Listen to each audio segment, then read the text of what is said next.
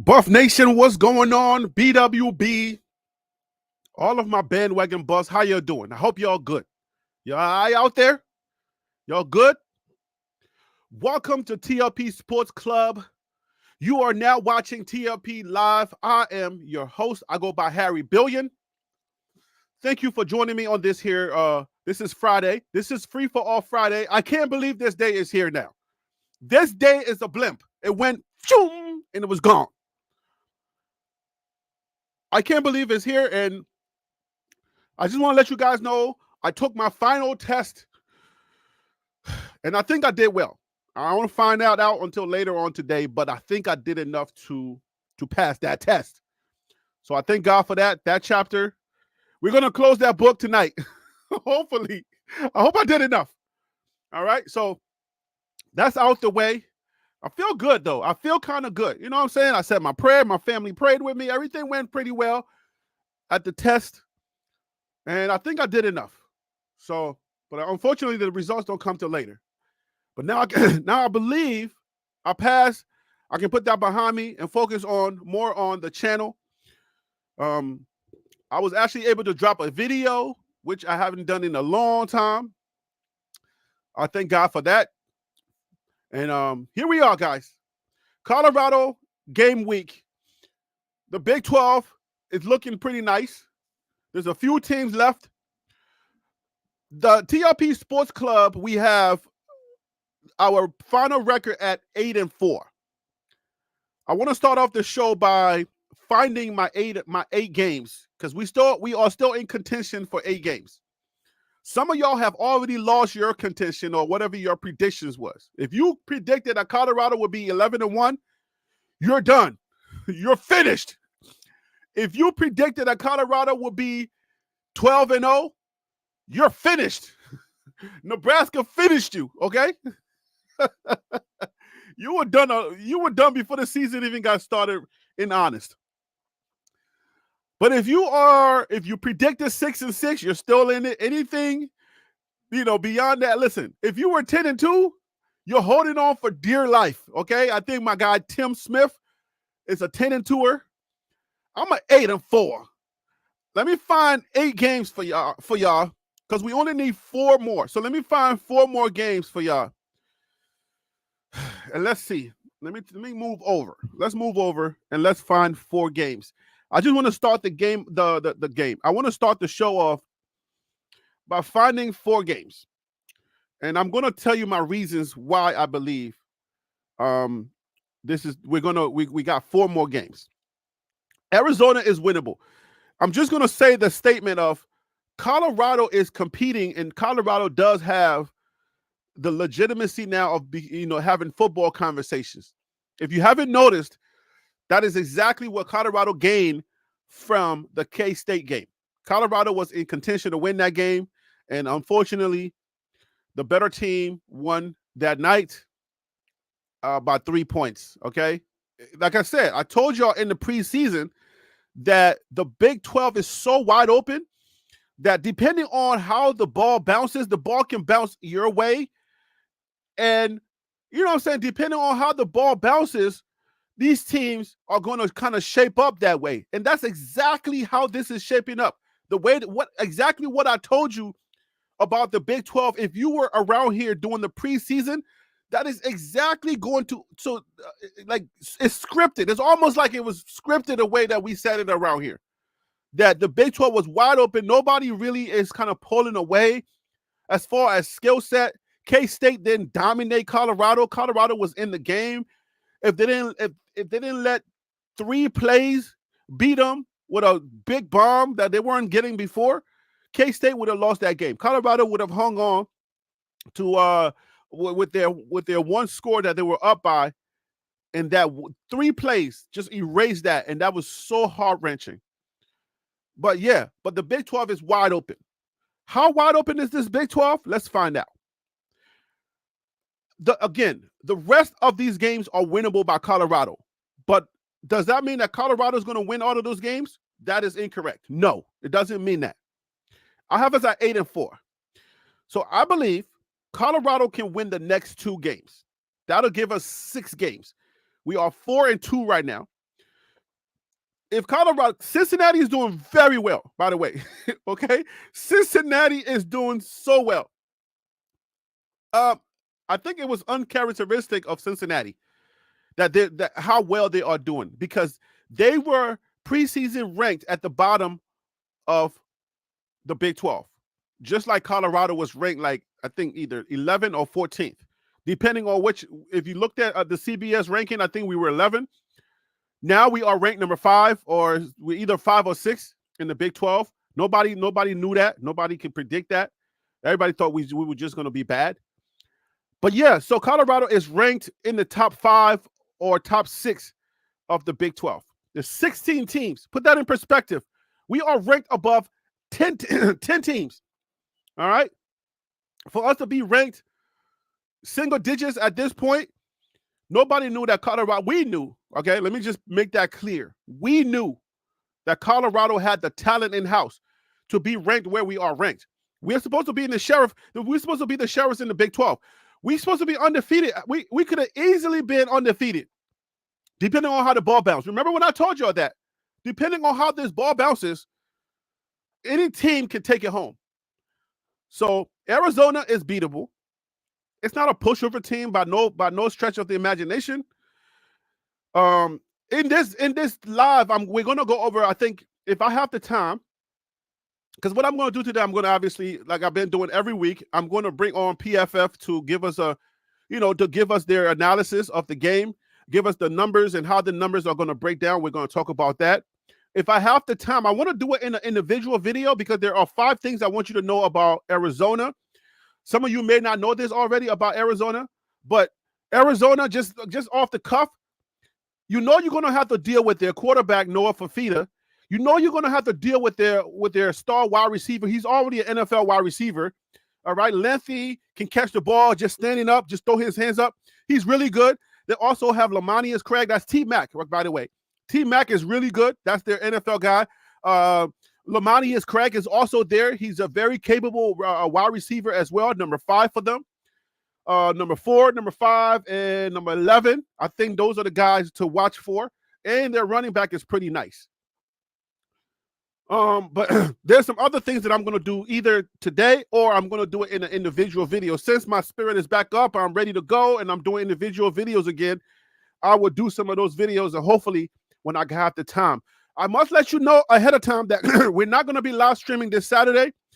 I am going to PA, Family Matters. Got some Family Matters situation in PA. And it starts at 3, so I'm not going to be able to live stream.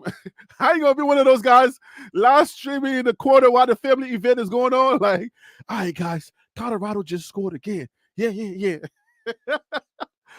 So I'm putting family over work on Saturday. All right, so I know they would work. If it was them and they had to work, they would probably cancel my event. But, okay, I'm taking the high road, okay? I'm going to their event. All right, family first. That's just how I am. Everybody ain't got to be the same, okay? But I'm going to their event, even though I know I got to work on Saturday. It's all good. So just know that I will be enjoying the game, screaming, doing my crazy stuff, but just not with you. And I'm just like saying it makes me sad already, okay? All right, so I got 2 games. I said, let me find 4. So we can beat Arizona. We can beat Cincinnati. Texas Tech, I believe we're going to lose to. Utah, it's a toss-up. Kansas is beatable. I think Kansas is wounded. And it's between, my 4th game is between Utah and OSU. I feel like OSU is wounded this year. It's not the same OSU. Their quarterback is out of character, stuff he's doing. So my 4th game, if we beat Arizona, we beat Cincinnati, we beat Kansas, my 4th game is probably going to be OSU. So I'm going to say Colorado loses to Utah and beats OSU. That's 8-4. Let me know in the chat if you can. I know a lot of y'all are working, and some of y'all don't even know I'm on yet. Some people don't know I'm on yet. So if you can hit that like button, guys, go ahead and hit the like button so we can get this thing cracking, guys. We need more people on the show. All right, so those are my 4 games that I feel like Colorado can beat, and we'll go 8-4. So the implications of going 8-4. Now remember, this is year 2. Coach Prime is in year 2, and he's going to go to a bowl game. All right. Now the bowl, which one we go to, is going to depend on the teams. I mean, not the teams, but the bowls and their management and how they think Colorado is going to make them money. So y'all drop in the comments if you can. What bowl you think Colorado will, if we go 8-4, what bowl you think Colorado will be invited to. So hopefully, we get things cracking with the bowl, but I believe we go to, I don't see Colorado doing what we did last year, which is like take a losing skid from K-State to like just lose the rest of the games. There is no infighting that I'm aware of with the team. I think what happened last year, it didn't have to happen last year, but there was a lot of tug of war going on last year within the group, within the locker room. I don't think guys were as professionally minded as this year. This year, they're hurting when they lose. This year, they lost 2 games, and they're already feeling like they want to go destroy Arizona. So I feel confident that this team ain't going to just fold and allow people to just beat them. Last year's team was a whole nother kind of, I don't know what the heck was going on, but it was just like a bunch of individuals who didn't really understand what the task was. You know what I'm saying? They didn't understand what the mission was. The coordinator was already like, it was a mess, okay? It was a freaking mess. Calm down, Harry. Panda's not here yet. Panda and him are not here to put up my blood pressure. So calm down and take the show, make it easy, okay? You did pretty good on your test today. So I got to shave, man. What's up? My mustache is getting in my mouth. Anyways, get to the show, Harry. All right, so let's get going. Let's go. I found my teams, and I'm going to bring on Phil So Real, and I'm going to put up the schedule again just for Phil. I want him to find the rest. I don't know what he had Colorado at, but I want him to find his as well. You know what? Let me do the right thing here. Hold on. Before I bring on Phil, let me just let you know you can call into the show. Don't get stuck in the chat. Don't be talking greasy in the chat when you can come on here and you can talk greasy in my face, okay? This is a live show. You can call it. If you're watching, obviously, after the live and you're watching after that, then obviously you can't call in. But just write down the email. It's on your screen. Every single day, week that we do a show, the email is on your screen. It says to call in email. All right? Some people don't really see that. It's like a snake. If it was there, it'll bite you. But to call in email. Join TLPlive@gmail.com. That is the email you're going to email me. You email me, I send you a link. I don't spam you or anything like that. If you want to communicate with me, like send me an email and be like, yo, Harry B, I really like the show. Or, yo, Harry B, I think you're full of crap. You know what I'm saying? Like, I get emails all the time, okay, from my guys. I don't share all of them, but I get emails, all right? So email me right there, join TLPlive@gmail.com. Or if you see something, you're like, yo, Harry B, I saw this. Did you see that? That's really helpful when y'all see stuff and y'all let me know. Join TLPlive@gmail.com. That is the email for you to call in.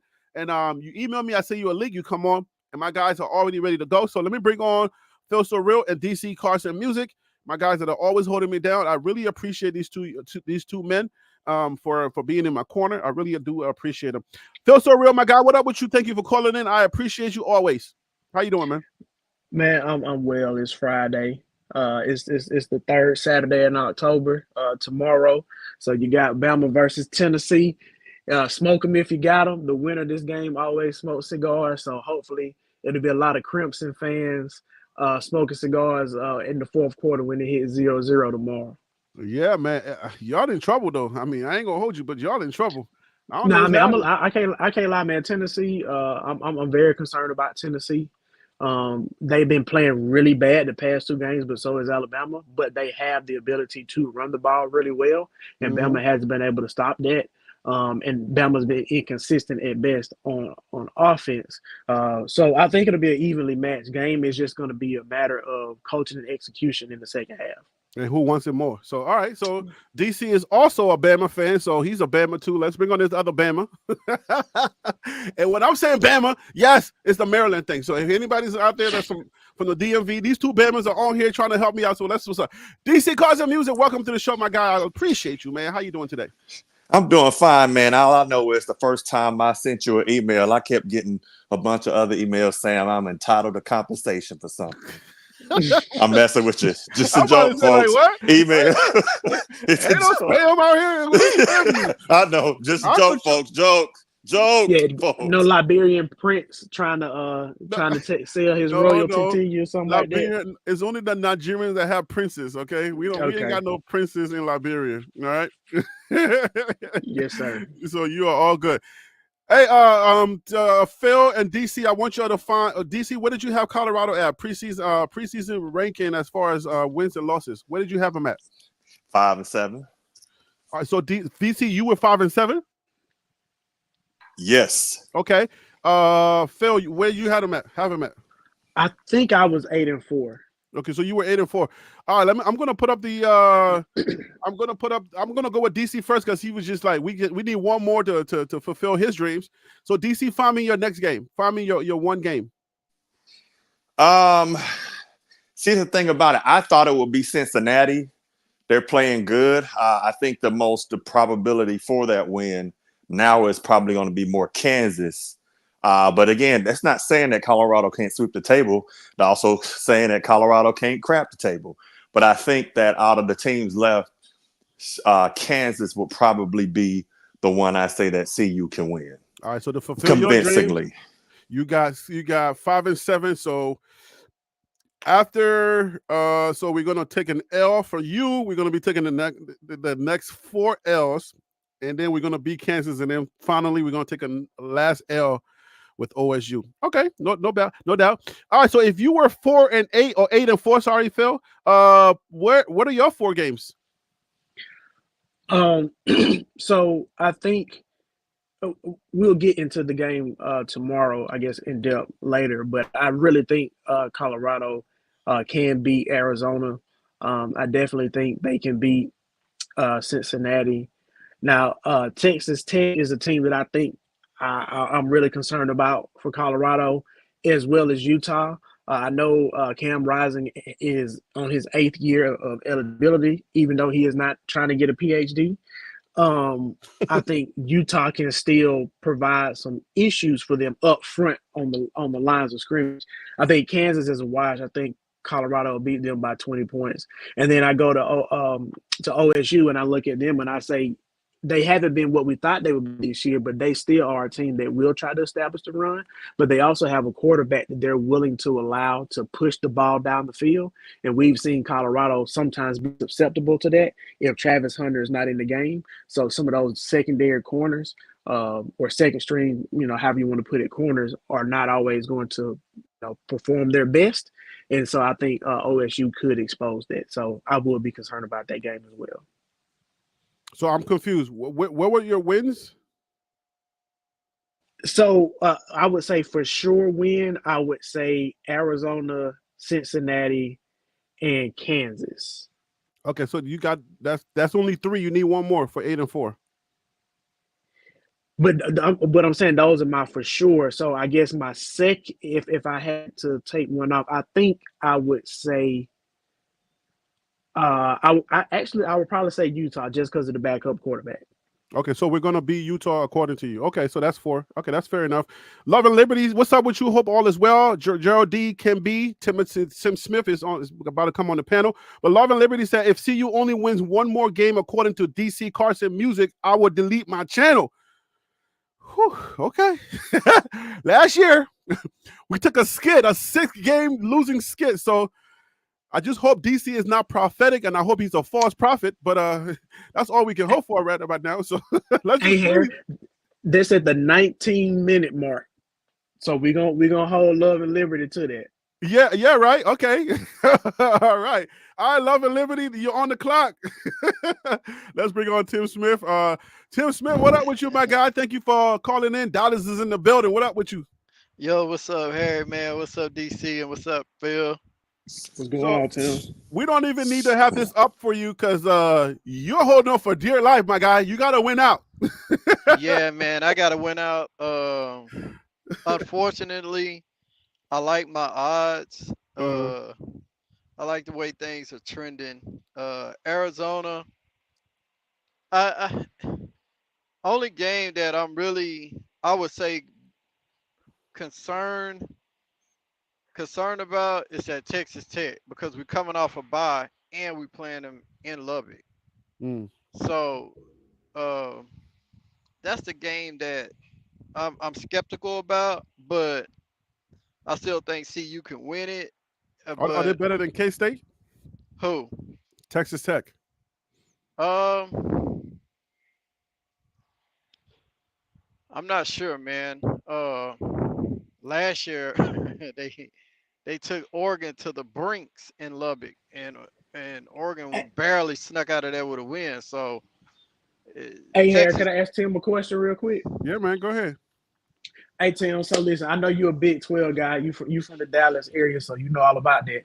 Do you think that Colorado and Texas Tech game could have some of that like mid 2000 teens Big 12 where it's like 65-62? Because I feel like that game could really just be like one of them ones where like they light up the scoreboard.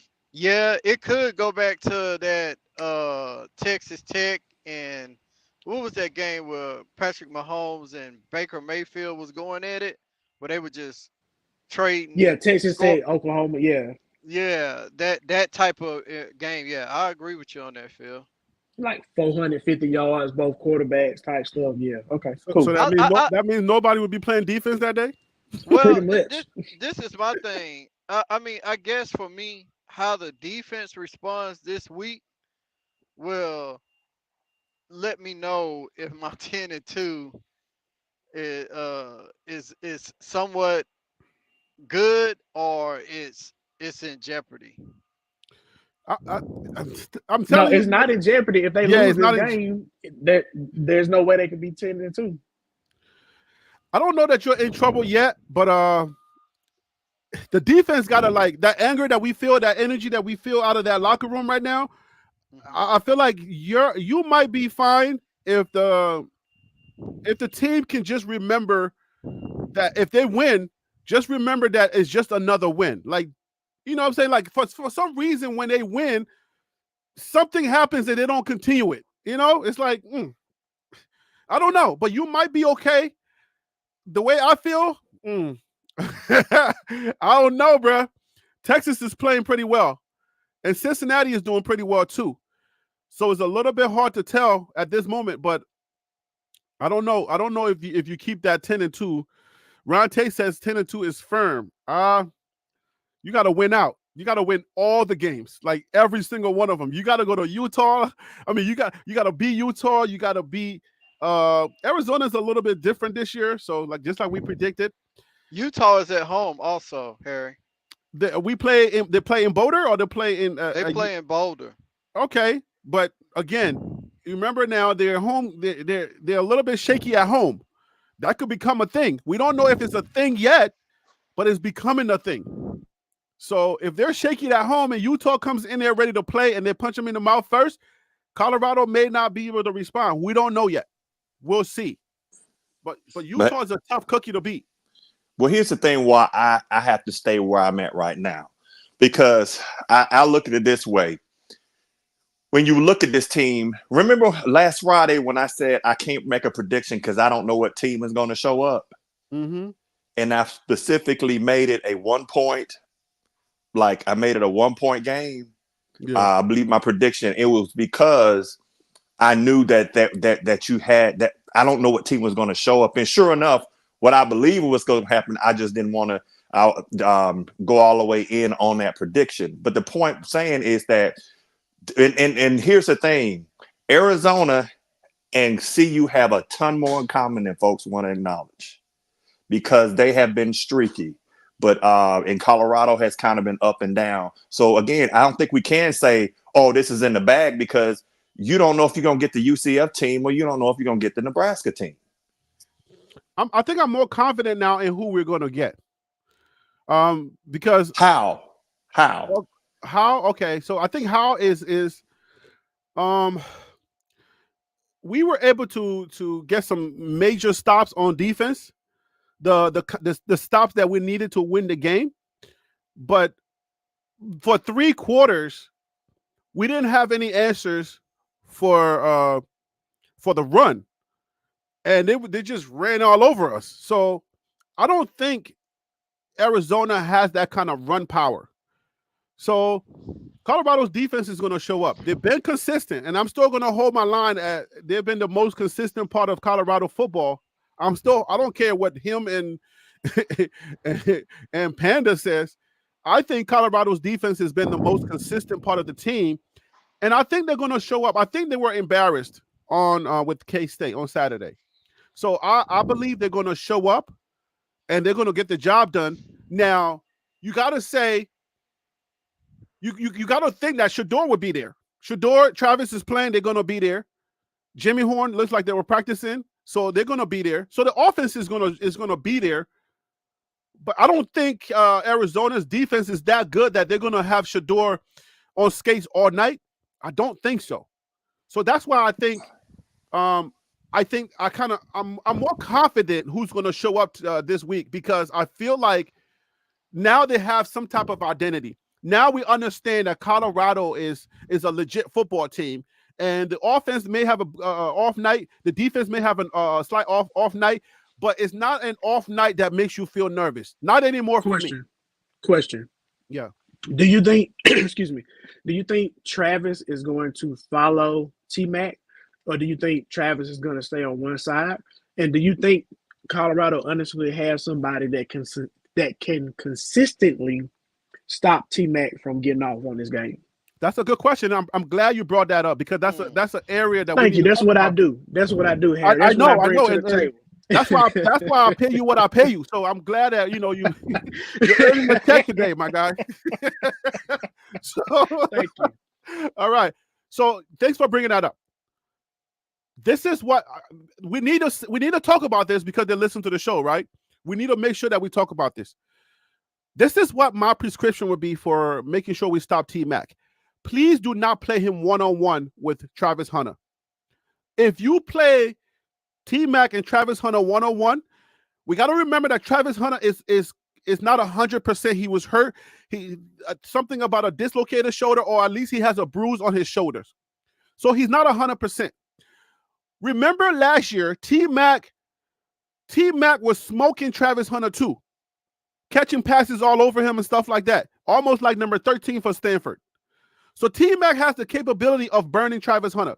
So if you go one-on-one with T-Mac, I don't know that Travis Hunter can cover T-Mac, and I don't make it feel like and make it seem like it's some type of honor thing, or if he does this, then he can secure his Heisman. Let's try to win the game and not get into personal accolades or personal psychological mind frames like, let's put him out there on the island with T-Mac, and if he shows up, then he's going to be good. That's a bad game plan. If you do that, T-Mac will score on Travis Hunter a couple of times. I don't want to see that matchup. Put a spy on T-Mac. If Travis Hunter is going to be guarding T-Mac, let's have either the safety or the strong safety or somebody spy on T-Mac. Can I jump in real quick? Yes. I do think they're going to bracket him and have some extra help shaded to him. But when you just talked about putting Travis on the island, I couldn't help but remember seeing Deion play in the Georgia Dome against the 49ers, and he lined up against Jerry Rice, stuck his hand out to shake his hand, and it was like, hey, wherever you at, that's where I'm at. And the old school football of me wants to see that now. Like, I'm gonna drop my nuts and I'm gonna show you who I am. Like, I want to see Travis take on that task, but I think the winning strategy would be just to bracket him, give him a little bit of extra help. But I hope we do get to at least see maybe 4 or 5 like legit one-on-one matchups between those two.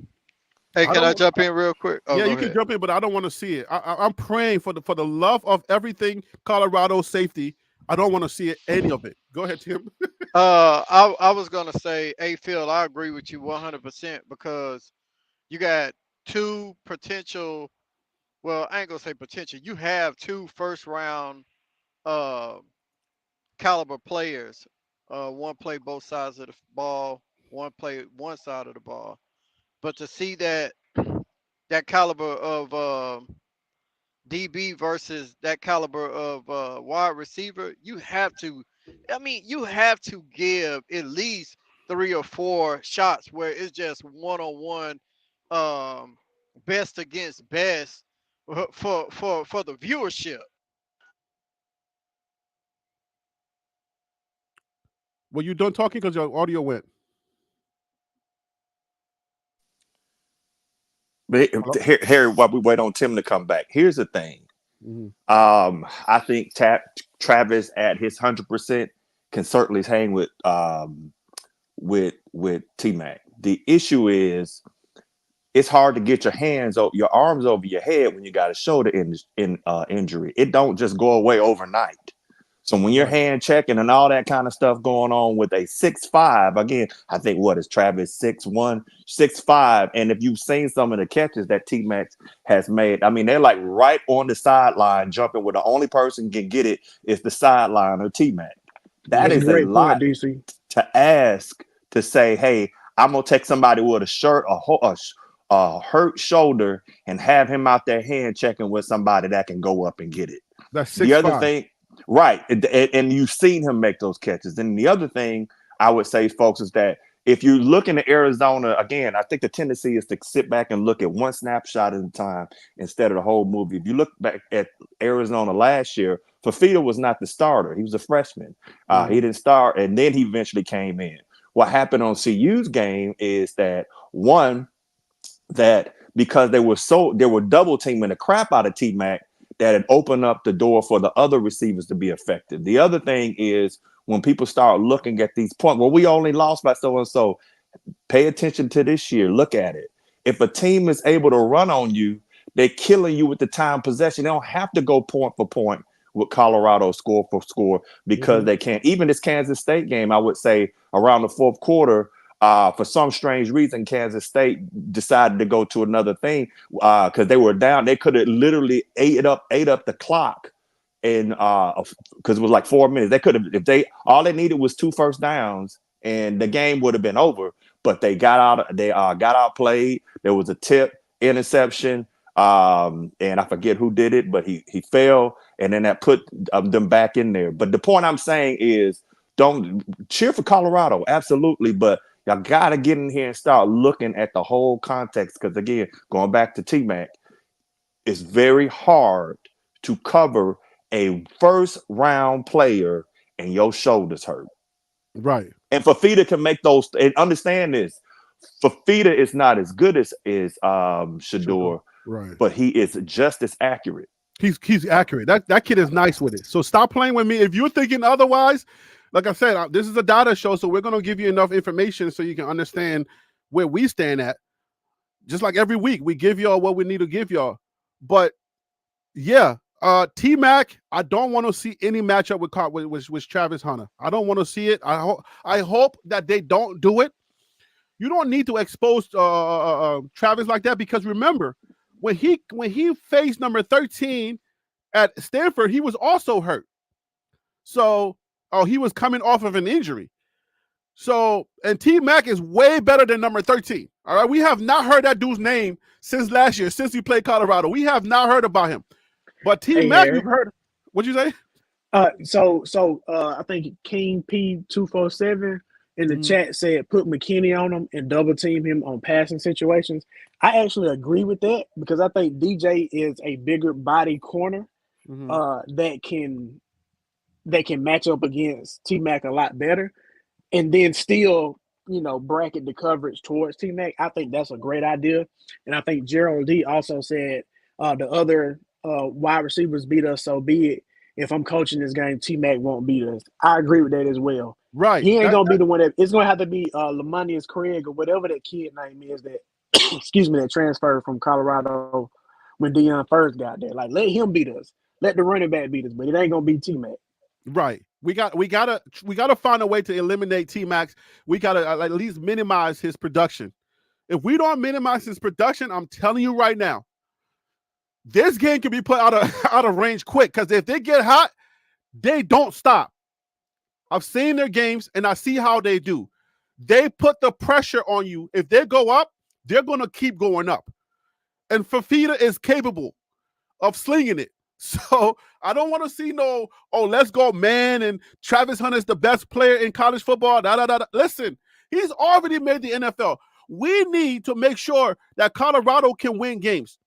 We need to win games for recruiting. So let's not do that thing let's not be prideful. All right. Welcome back, Tim. Let's not be prideful and think that we're just going to put Travis Hunter out there and he's just going to handle business. For the love of college football, please, if you guys are listening out there, we got to double team T-Mac. Harry, let me point out something real quick. 1 second. Deion always says that Travis Hunter is like him. Travis Hunter is not Deion. I got to say that. Travis is no Deion Sanders. I think Deion is being modest. Okay? I think Deion Sanders is being modest. Travis is no Deion Sanders. Go ahead, Travis DC. can lock him down, but go ahead, DC. All right, so here's the thing. We've all seen Ryan Williams make catches, right? How many people are generally standing next to him when he makes those catches? 2, right? 2 people. It's generally 2. It's generally 2. Go ahead, Terry. No, I was asking what you was. I was trying to understand what you were saying. It's generally 2 people. Y'all see him around and he jukes them and takes on off. That is those things. Again, folks, I just got to say this. It's that I think Colorado has a great possibility to win. I'm not picking Colorado to win this game only because of the fact that I think some people are saying, well, they're looking at the stats, but not looking at who Arizona played. Arizona done been through the meat grinder.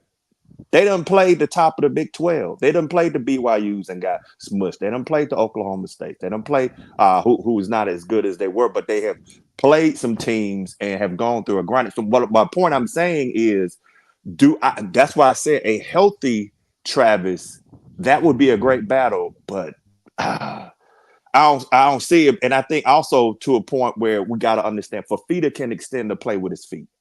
Mm-hmm. He can extend a play and he can throw it on the run. You're probably not going to face a quarterback that is this accurate and that can run the ball like Shedeur. Yeah. You're not going to find you'll find some that can run it better, and but you're not going to find one that can do this. So consider that. Go ahead. I got a question for you, DC. So you don't believe in you don't believe in CU being able to stop Arizona at any point of this game? Here's what I believe.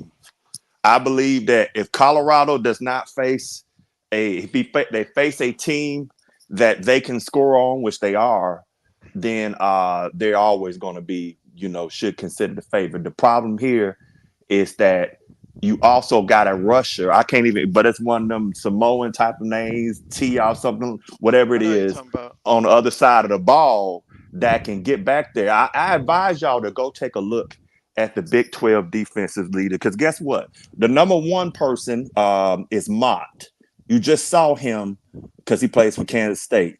But the number 3 and number 4, Bartlett and Phillips, play for Cincinnati. And the number well, he's down there, but he can get to it. Taiofuo, whatever his name is. You got them so they can get to it. And I think y'all have to understand is that why I think that Colorado does have a good secondary. I still think that y'all have had trouble with quarterbacks that can extend the play. Those are the factors I'm looking at. Their secondary, CU secondary, to me, I went back these last couple of days and looked at some of their film, and secondary starting to look a little suspect to me. But thank you, Tim. But I do want to say this: if we can contain, if we get pressure on Fafita and force him to make some some bad decisions, then I feel like we good. If we can give Shador time like we did against a decent K-State uh, defensive line, then it's going to be a long day for Arizona secondary. Just so happen to be a lot of them are hurt, so they playing with a lot of backups right now going into this week. You talking about CU or Arizona? Arizona is. Oh, so both we got hurt people all over. So let's answer college bound CFL. Fafita is 59%. This is the thing that Himothy does. Him and Panda. This is what they do every week. We get one of these every week. Fafita is 59% on passing, 9 interceptions and 8 touchdowns. I don't understand so much praise on his accuracy at TLP Sports Club. Let me tell you why. I have one of these every single week when we do these evaluation on the opponent. The numbers are the numbers based on the quality of the opponent in front of them. That does not, it's not an indicator of what they're going to do with your team when they meet you. So I'm going to say that again because I get one of these every single week, like I'm saying. The quality of the opponent in front of you is different every single week. So if you're just looking at numbers and you're not listening to us explaining the different nuances that can affect the game, then yeah, you can have this, conversation where, yeah, we're not going to praise him too much. No, the dude can throw the ball. His accuracy has a lot to do with him running for his life. His offensive line this year has been more like the Colorado offensive line when in 2023. So he's really running for his life, but he's making plays based on what he has. You can I called him Shador 2.0 from 2023. He's literally running for his life every game that he's playing. But that kid, he has a Shador-esque type of play where if you let him, if you give him enough time, he's gonna kill you on the pass. He's gonna catch his man. He's gonna either catch Lamonius Craig. He's always looking for T-Mac, just like Shador is always looking for Travis. That's why we say if you take T-Mac out the game, it might make it difficult for him because he's looking for T-Mac. He's comfortable with T-Mac.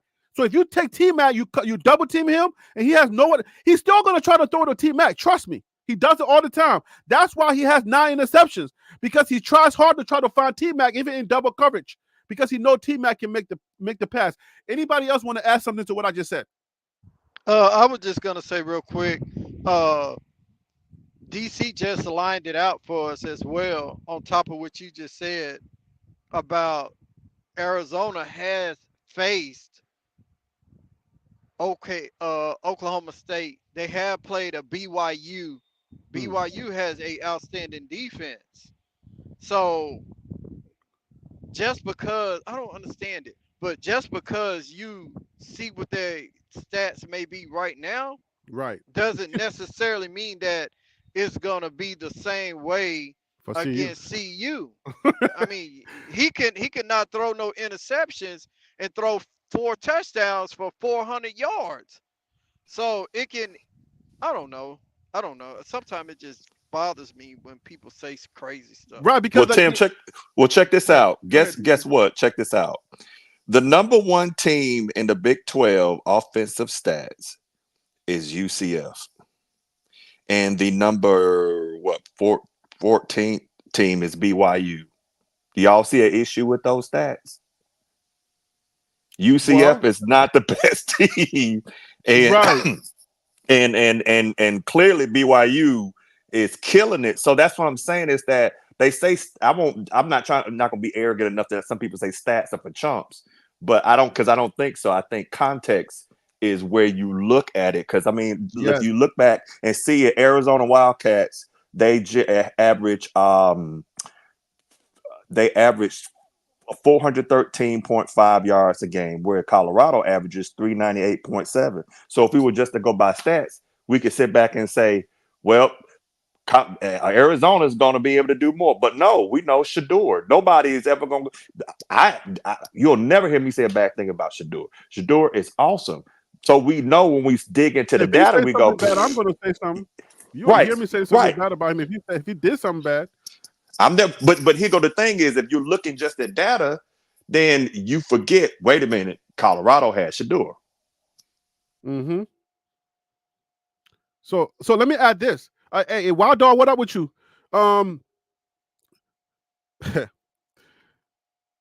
This game could be it could be a UCF game for Colorado.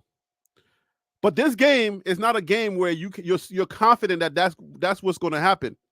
It could be possible that Colorado can expose Arizona. There's a possibility there because first of all, we need a couple of things to happen. Our wide receivers got to be healthy. We know that we lost some big ones.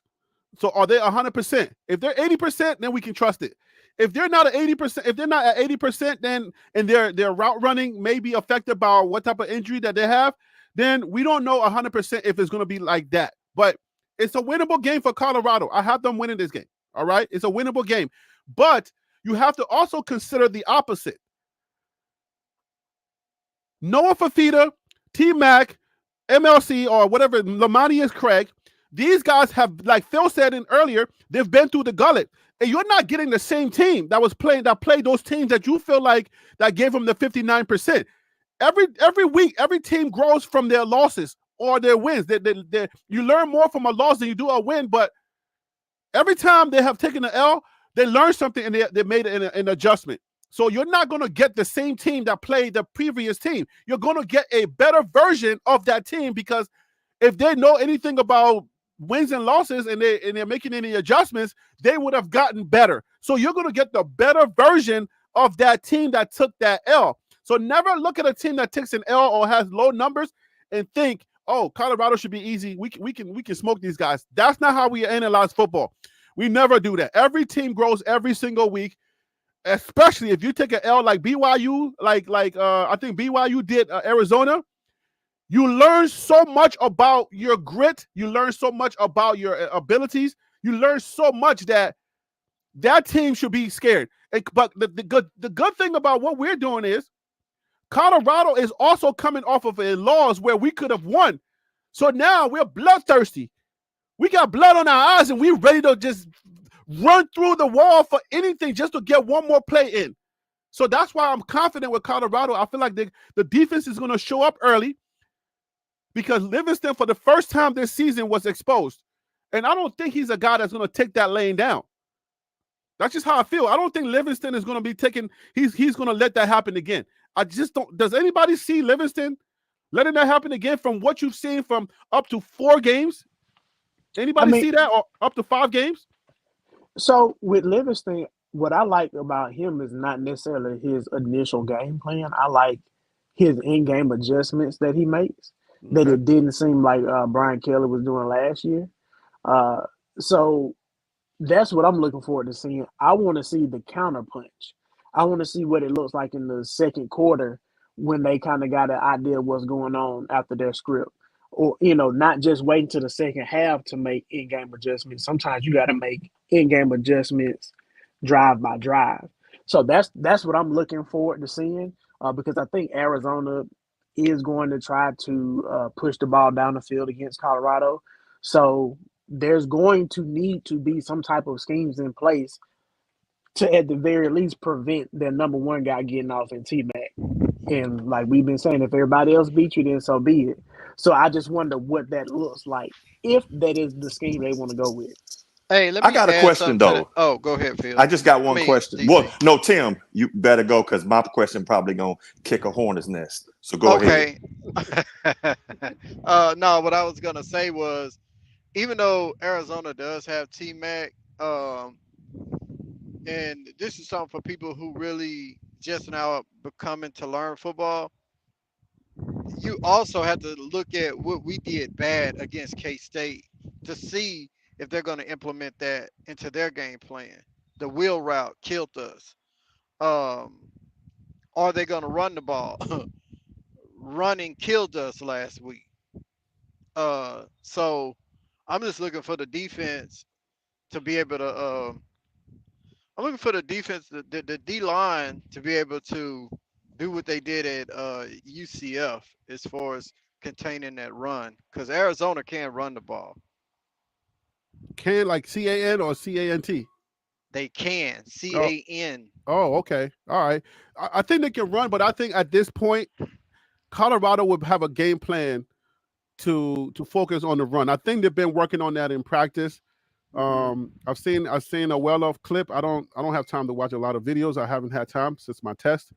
But yeah, but I've seen enough to say that they're gonna have a game plan for the run, because that bad taste in your mouth, man, where somebody just runs on you for 100 and almost 200 yards, man. You can't, as a coach, you gotta, if you don't make no adjustments to stop that in your next game, then you're just not serious. And I don't see Colorado's Livingston not being aware that we ain't gonna let that happen to us again. I just don't see that, and I think this game could be wide open. So I agree with you being wide open. I just take a couple of data points from what kind of like what DC stated about the caliber of teams that they played. They've been playing from behind. So when you play from behind, you don't have no choice but to air the ball out to try to get the score back in somewhat of overtime to have a chance to win. So if you playing from behind against good defenses, then yes, you're gonna air the ball out. You know what I mean? They haven't been running the ball, but that does not say that they're not gonna try to attempt to run the ball a lot against us based off of what we just showcased it last Saturday. And one thing I want to say is that I don't see who doesn't get to the quarterback enough for me. This season is like, okay, we've been able to stop the run, but we're not. The last couple of games, tell me if I'm wrong, but I haven't seen a lot of quarterback pressure. Where go ahead. Can you put Gerald D's comment back up? Yeah, because I wanted to address it, because you're talking about not knowing if CU's been able to get pressure, but I want to know from Gerald D, how do you intend on getting pressure on Fifita? Is it just using your regular 4-down lineman and running stunts, or are you going to actually send the blitz and let a linebacker or maybe a safety or a nickelback, rush the quarterback that could be back in coverage on a team that we know can come up with some unique schemes, with their route running? So how do you intend on getting pressure on Fifita? What are you going to risk to get that pressure? So let me ask you this question also. If y'all said that, like Tim just said, the stunts we're working on against us, can we learn from what they did to us to implement for our game plan? Can we do some stunts? I don't know if we do stunts, and I haven't been able to recognize it, but can we stunt just like K-State stunted on us? You said K-State. We did a little bit. But go ahead, DC. You haven't said nothing. Let me shut up. Well, that's part of like a team being together longer. They can be better at it. I think our defense can, but Tim, you bring up a good point. Or was that Phil about getting a push, Phil was Phil, like getting to the quarterback. But I also saw someone said Colorado by 20. I don't see this game close. Can you tell me, other than UCF, what game where you beat somebody by 20? Just one. Or even look like you was about to beat them by 20. Because you were pushed by Baylor, pushed by NDSU. We know Nebraska. We also were pushed last week. I can defend that person. I don't know who that is, but can you give me a chance to defend them real quick? Oh, tell me. That's the Texas truth. Let me defend them real quick. Go ahead. Okay. I'm going to try my best, but it comes with a cause. It comes with criteria. So let me tell you how it can happen. If Colorado pressures Fifita and make him run for his life, he makes a lot of mistakes. So let's say the defense, for some odd reason, their character changes and they get to the quarterback. You got to hit Fifita. You got to hit him hard early. If you hit him hard early, he has a tendency to get spooked when he gets hit early. Right? And then he'll start running around and making a lot of mistakes. He's actually thrown the ball when he was like almost turned around and he threw the pass. And I said, what the heck was that? So that's one of the things. If Colorado can find a way, find somebody, I don't know who it is, okay? Find somebody to get to Fifita early and smack him, put his butt on the ground, and then continue to pressure him. You don't have to put him on the ground every single time, but find a way to pressure him. He will make enough mistakes to where Colorado will get the ball back. And if that's what happens in this game, it's going to be 20 points. Because Colorado has the firepower to expose their secondary on their defense, and I think it could be 20 points. It could be another UCF. I'm telling you, but you got to meet those criteria. If it doesn't, then I don't know, man. But notice this. How many times did you have to say if? And what I'm saying isn't that what it is? It's a lot. But the point is, we're basing it based. Of course, right? We are, but yeah, of course. I can like last week when I made the joke, if somebody could come, which was funny when I said that either the aliens come down or somebody sits back and says that the refs cost them the aliens game. on this one. Or they're somebody comes back doing it. We don't need aliens. They're capable of doing it. Right. Or I also said if somebody came down or somebody gonna blame it on the refs, which that did happen. But no, that's neither here nor there. My point saying is, it's one thing to say Colorado is going to do well. I believe that. It's another thing when you start. I mean, think about this. When you are getting to a point where you're saying, I'm going to beat a team off of 20 points, notice most of your ifs were things that you haven't seen. There are things of, I want these things to happen this game. But not to a point of I have consistently seen these things happen. It's possible that can happen.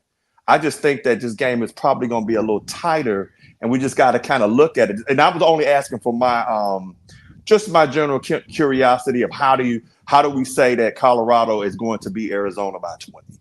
But I would like Gerald D said, pressure him. I got something to add real quick. Well, 1 second. Like Gerald D said, pressure him and make him go to his right and force him to his left, right? So if you force him to his left, I mean, there are ways to beat Fifita. I've seen it. I've seen how defensive coordinators were able to pressure him and have him running. The second you get Fifita running, number one, he gets confused, and he's a short quarterback. I don't see Fifita as an NFL quarterback. I know that's a cardinal sin for just saying that because he's so nice with it, but he's too short. He's freaking short. So if you pressure him and you bring some of those big linemen and you with their hands up, he can't throw off of them. I haven't seen him being able to throw, and he did that one time, and the guy just jumped up and smacked the ball and intercepted it. I was like, wait a minute, what's going on? Hey Harry, a little side note. Yeah. Kyler Murray is short. I'm sorry, who's that? Kyler Murray. He's short. Who is Kyler Murray? So please let me know. He's Arizona. Went to Oklahoma. Yeah, Arizona was a Heisman Trophy winner. Yeah, came from Allen High School here in town. Never lost a game in high school. Never lost. But are we talking about talent for talent, or are we talking about because they're pretty much the same caliber of players, in my opinion. They okay. both run. Maybe I have to see. Pass. I have to see. I think Kyler's a better runner, though. I think Kyler's a better runner than Fifita, he is. He's faster, hands down. Okay, I have to see Fifita more in pressure situations because he's short, and the way he throws the ball when he's pressured, I feel like maybe he needs to grow. Maybe he needs one more year because I think at this point he was a freshman last year. He's a sophomore, so he might become a Kyler Murray because he's still learning. He has to be able to find a way to compensate his height and being pressured. So I think I'm not questioning him out. I say I'll take the statement back to him not being an NFL quarterback because it's too early. He's a sophomore. So I'll take that back and I'll reserve it. That's fair. Right. I'll reserve it because I think he can learn. He can grow as a junior and a senior. He may come into his way because there's a lot of guys that are not the same size, but then when they get more experience, they know how to compensate for whatever they're lacking. So I'll take that statement back. But he's nice. He is nice. Go ahead. Can I make a quick point? So I understand the vigor and the zeal behind saying that Colorado could win by 20. I don't agree with it. I don't want to go too much into that because that was just kind of like a it was something we were just playing with. It's not cool, but to my point. But my ultimate point that I'm trying to make is that I definitely see a clear path to where Colorado's gonna get off on offense. They're gonna. I think Colorado could easily score 35 plus points this game, because I don't think Arizona's defense has the makeup of a team that can stop Colorado effectively and efficiently. However, I don't know if Colorado's defense is good enough to really just consistently stop Arizona's offense. So, while I think I personally think push back Colorado's on going to win that. the game, but I'll I push still back on think that. I still think Arizona can get 21, 25, 27 points this game. Yeah, I'll push Hey, back on that. Harry, Let me let push me. back real quick, Tim. Oh, go ahead. I think Colorado's defense is one of the best defenses in the Big 12. And the reason why I'm saying that is because Colorado's been consistently like really pressuring dudes. I mean, really, bringing the run game. We got exposed in one game. If there's one game that I would say, we're over Nebraska. So let's just get that out the way, okay? Don't bring up Nebraska. We're finished with Nebraska. We're a different team now. We are not the same team, okay?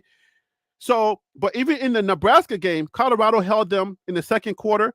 In the second half of the game, they didn't score much. All right, so that score was not indicative. I mean, the way that they won was not indicative of who Colorado is right now. So I think Colorado is good enough to consistently stop them, and I think you will see that. And I wish I was streaming this game because I wanna stick it to Phil, and I feel disrespected for you saying that about my defense and my favorite coach Livingston right now. I'm gonna let you slide with that disrespect, but I think they do But have it. it's with love, though, Harry. I promise know. you that. No, it's though. all Yeah, love. It's with But love. I felt a slight disrespect for you to say we're not going to be able to stop them consistently. Nah, I think this game you'll see a whole nother Colorado defense this week. But I got Harry, a the quick thing quote, is and that I got a quick quote, DC, and then it's yours. I promise. I'm sorry, Harry. I'm gonna to what you just said. I'm gonna say this: to take offense when none is intended makes you a fool.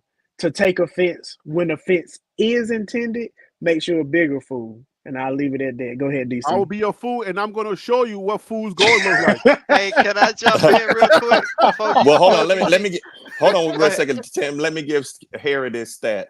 Out of Okay. 16 teams in the Big 12 as of today, Colorado is ranked 13th. Go ahead, Tim. Hold on, say that again. No, I was I was gonna drinking. tell. D, The he water passing said, my ear. Let DC say what he said okay. again. I said out of 16 teams ranked of defenses in the Big 12, Colorado is ranked 13th. Colorado's defense as overall is ranked 13th. Yes, they are. Do you remember what we're ranked as a run stop defense? Does it say that? I am looking in here to see where I think you are. PFF might tell us. So let's go. Let's get Tim in, and then we go to PFF. Go ahead, Tim. No, I was just gonna say, there was two defenses that I know of that's better than CU's defense, and that's BYU and Iowa State. But I'll wait till DC get the more accurate numbers data. But I did want And to we don't say, play those teams, so that's a good thing for us, right? well, We don't we have to don't play them. play them. If we I, make it to the Big 12 championship, we will face one of them. Right, that's what I'm saying. I, But we don't play them I, in the regular season. No, we do not play them in the regular season, nor do they play each other in the regular season for some apparent reason. But what I was gonna say was, which I was talking about, and was that Geraldine that raised that question, Phil, that you was yeah, talking about just Gerald a second. D. Okay, Yeah, Geraldine. I'm sorry, Geraldine.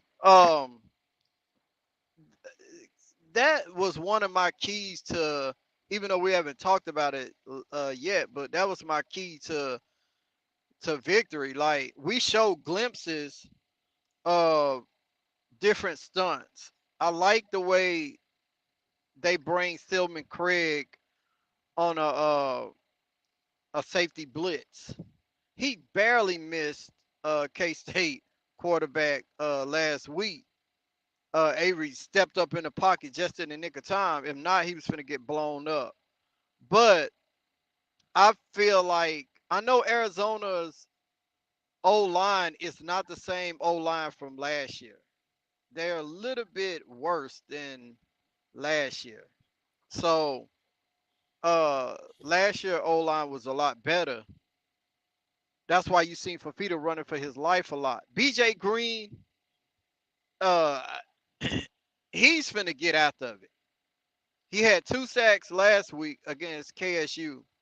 I'm looking for another 2-sack game this week against a lesser O-line than what he faced last week.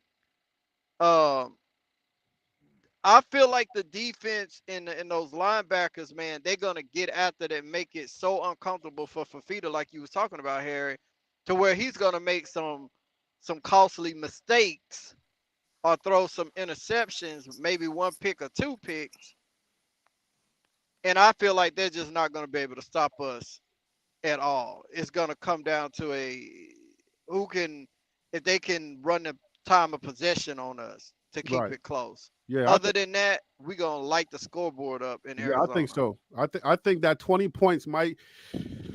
I think that might be safe. That might be a safe bet. And I know I give Phil 17. and DC, when y'all hear that, your ears prick up because you're like, yeah, I understand it, but I don't know, man. I'm liking my ultimately, I Shador. still think Colorado's going to win the game.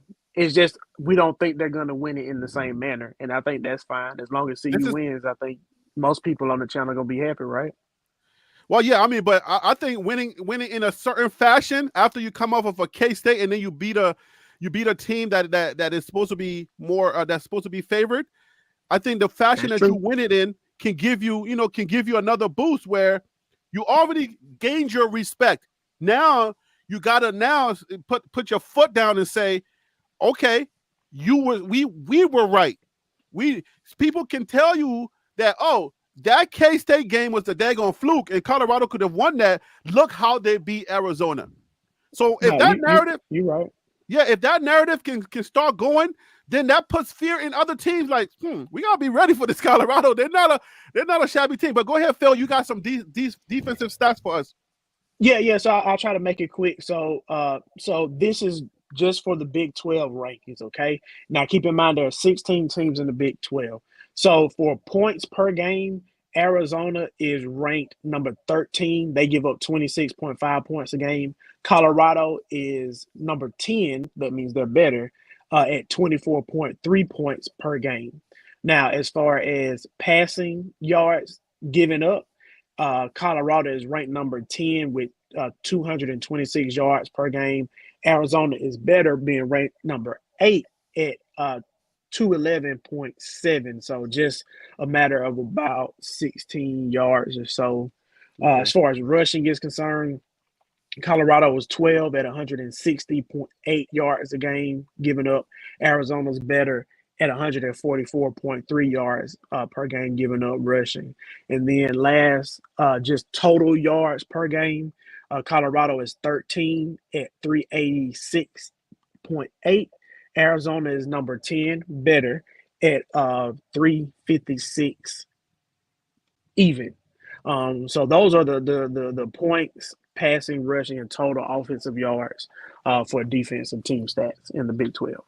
Right, and Colorado in the grand scheme is ranked 87th in the nation in rush defense and 86 in passing yards allowed. Phil, did you cover that for the run defense? Did you say where we were ranked at?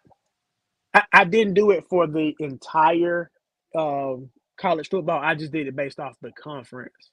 No, where are we ranked in the conference for run defense? Excuse me, number 12. Give up 160.8 yards. That was probably because of that K-State game. 9. Well, that's what I'm saying. So. But think about that. Number 9.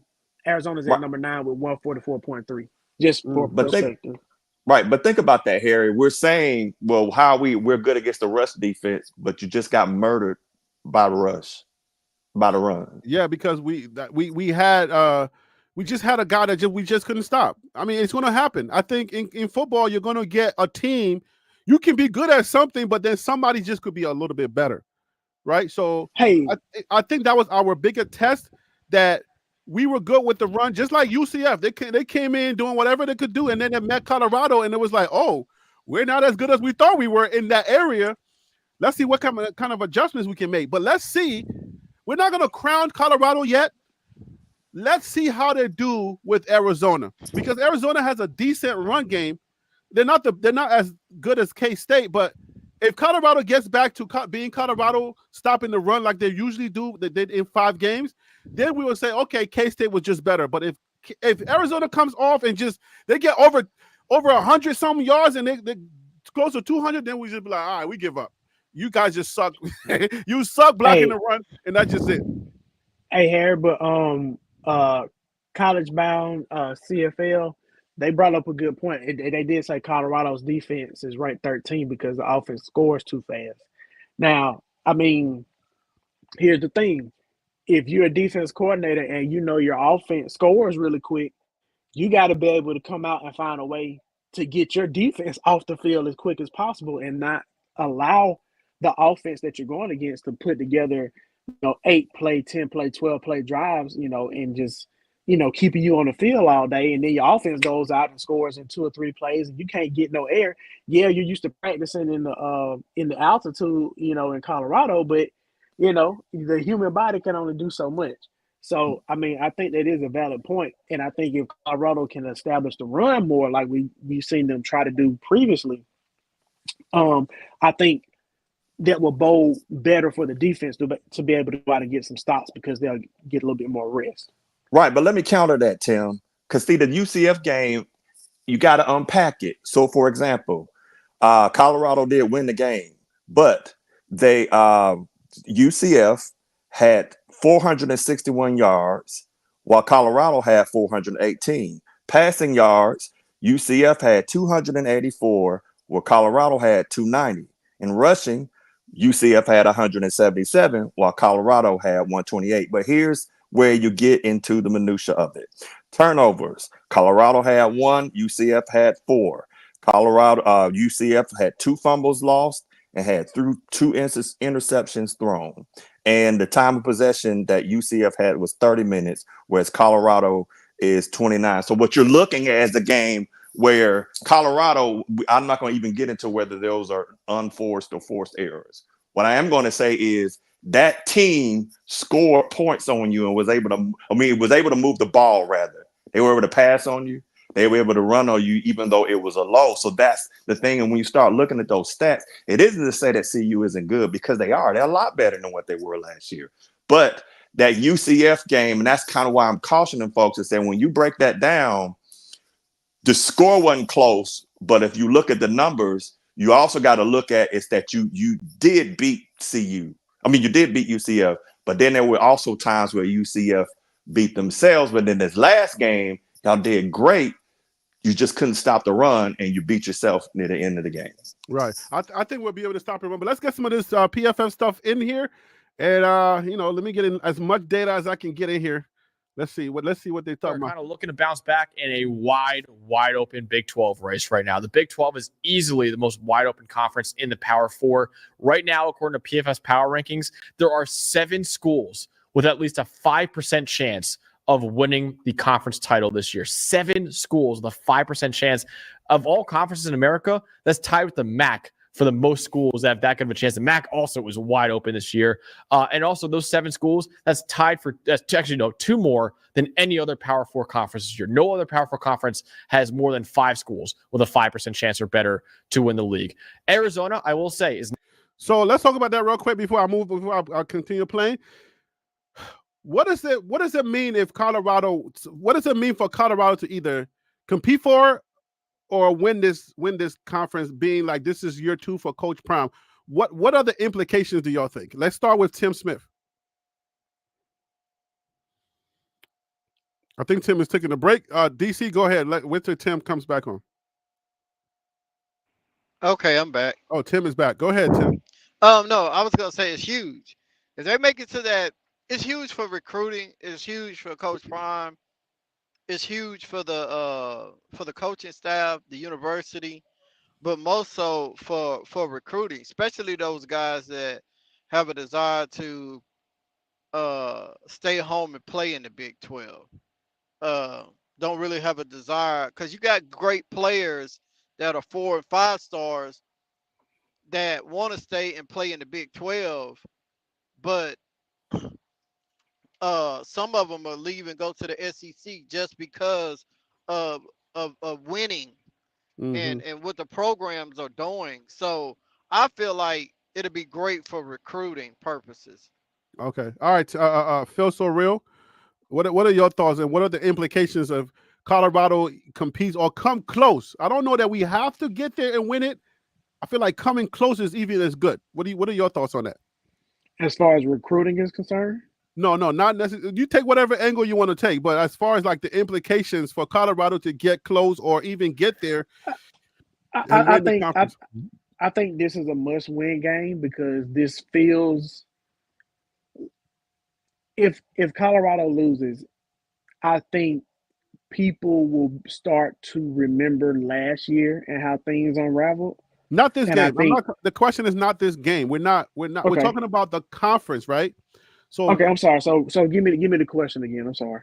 okay, so yeah, so PFF was pretty much just talking about how wide open the conference is, and there Right. are Okay. literally 7 teams that could win the conference championship. Colorado is still in the mix to do that because we've only lost 1 game in the conference, so we're Mhm. still in the mix. We're like number 5 or number 6 in the conference right now. So, what are the implications you think of Colorado either getting to the championship or getting close? Well, I mean, you definitely want to win every game you can, so you got to win the game tomorrow to give yourself a chance. But I think I think Colorado has benefited from a schedule that looked really tough to start the season, not being as tough as we thought it was. They don't have to play BYU. They don't have to play Iowa State. They don't have to play um, West Push back, Virginia. Phil. Go ahead. Stay right there real quick. Let me ask you this question though. You said that the schedule looked tough preseason, but it turns out to not be as tough as we thought. Is that the case, or is Colorado better than we thought? No. I'm basing this solely on the teams that are on the schedule and how they panned out. We thought Utah was going to be a lot better. We thought Oklahoma State was going to be a lot better. We thought Kansas was going to be a lot better than what they were. So what I'm saying is the teams that are on the schedule are not what we expected them to be to start the season. So it doesn't look as tough as it was. Yes, some of that credit should go to Colorado, but I'm more so talking about the opponent, not Colorado, when I make that statement. Oh yeah, because some of these, I mean, it's uncharacteristic to say to see how badly Kansas is doing, and then OSU, their quarterback is not doing as great when he's supposed to be good, and then again, Utah lost their quarterback again. So yeah, okay, I see what you're saying. I see I see the logic. I can follow that. All right, so let's keep it going. DC will come back to you later. Not one of those 7 teams right now. Right now, they have a 3-3 record, but in our power ranking, Arizona is still a top 45 team. Colorado, though, is still one of those 7 schools, even after their loss to Kansas State on Saturday, and they're looking to bounce back after that close loss to the number 18 at the time, Wildcats. So I'm looking forward to seeing these 2 schools that are trying to looking to bounce back in what's a wide open conference right now. Yeah, I agree. I mean, the Big 12 is a lot of fun to watch, and you have so many teams. I think it's 3 teams that are 3-0. It's 5 more that are 2-1 in conference. So it's going to come down to the end. All these head-to-head matchups are going to be fun. But no, you're right. I think you said it. You got 2 teams looking to bounce back. Obviously, Colorado with a close loss. They had a chance to win it. Didn't quite get there. Kansas State made one more play than they did, but a fantastic football game. And I think, honestly, even in a loss, I think kind of proved they're for real. And then Arizona, They got to figure. Come on, man. Say that again. Say it louder. Stay with your chest. They're for real. Say that again and say it louder, man. Things out quick. I mean, they're already 3-3. They're probably already in dire straits. One more loss really puts them out of anything that they wanted to accomplish this year. Absolutely. So, Dawn, we have done Colorado previews, so many of them, because of, 1, how electric this team is and how many big games they play, and also 2, because of how awesome their fan base has been for our show. So we want to, first off, shout out them because they've been amazing. All those previews, it feels like, though, I always have the Colorado offense and you always have the Colorado defense. We're like, no, this time we're switching it up. So you have the Colorado offense in this game. So what are you looking forward to seeing when the Buffaloes have the ball? It's a good defense. It was a good run. No, I think, honestly, for me, the funny part is I'm not even going too much into Colorado here. It's actually more about Arizona. And you know, we kind of thought coming into the year, their secondary would probably be the best part of their defense, right? Sicario Davis, they got some good players back there. kind of just hasn't been that. It's kind of the same story as Arizona's offense too, where it's just hasn't been. What's the Denny Green? They are who we thought they were. Yep. They are not who we thought they were. Right. And they're 74th in the nation in coverage grade. And that's honestly kind of propped up by a couple of games against Northern Arizona and then the Utah game with Isaac Wilson playing, a true freshman. It just hasn't, just like their offense and how we've talked about in past weeks, where their offense just hasn't clicked. All right, I'm going to be straightforward with you. I paid for this ad to be in front of you right now. And it targeted you because you're an entrepreneur. It's kind of the same story with their defense, if I'm being honest with you. And one of the things, I think the schematic thing that I'm going to look for in this game, because if Arizona is just going to be an average defense, maybe they can scheme their way to a win.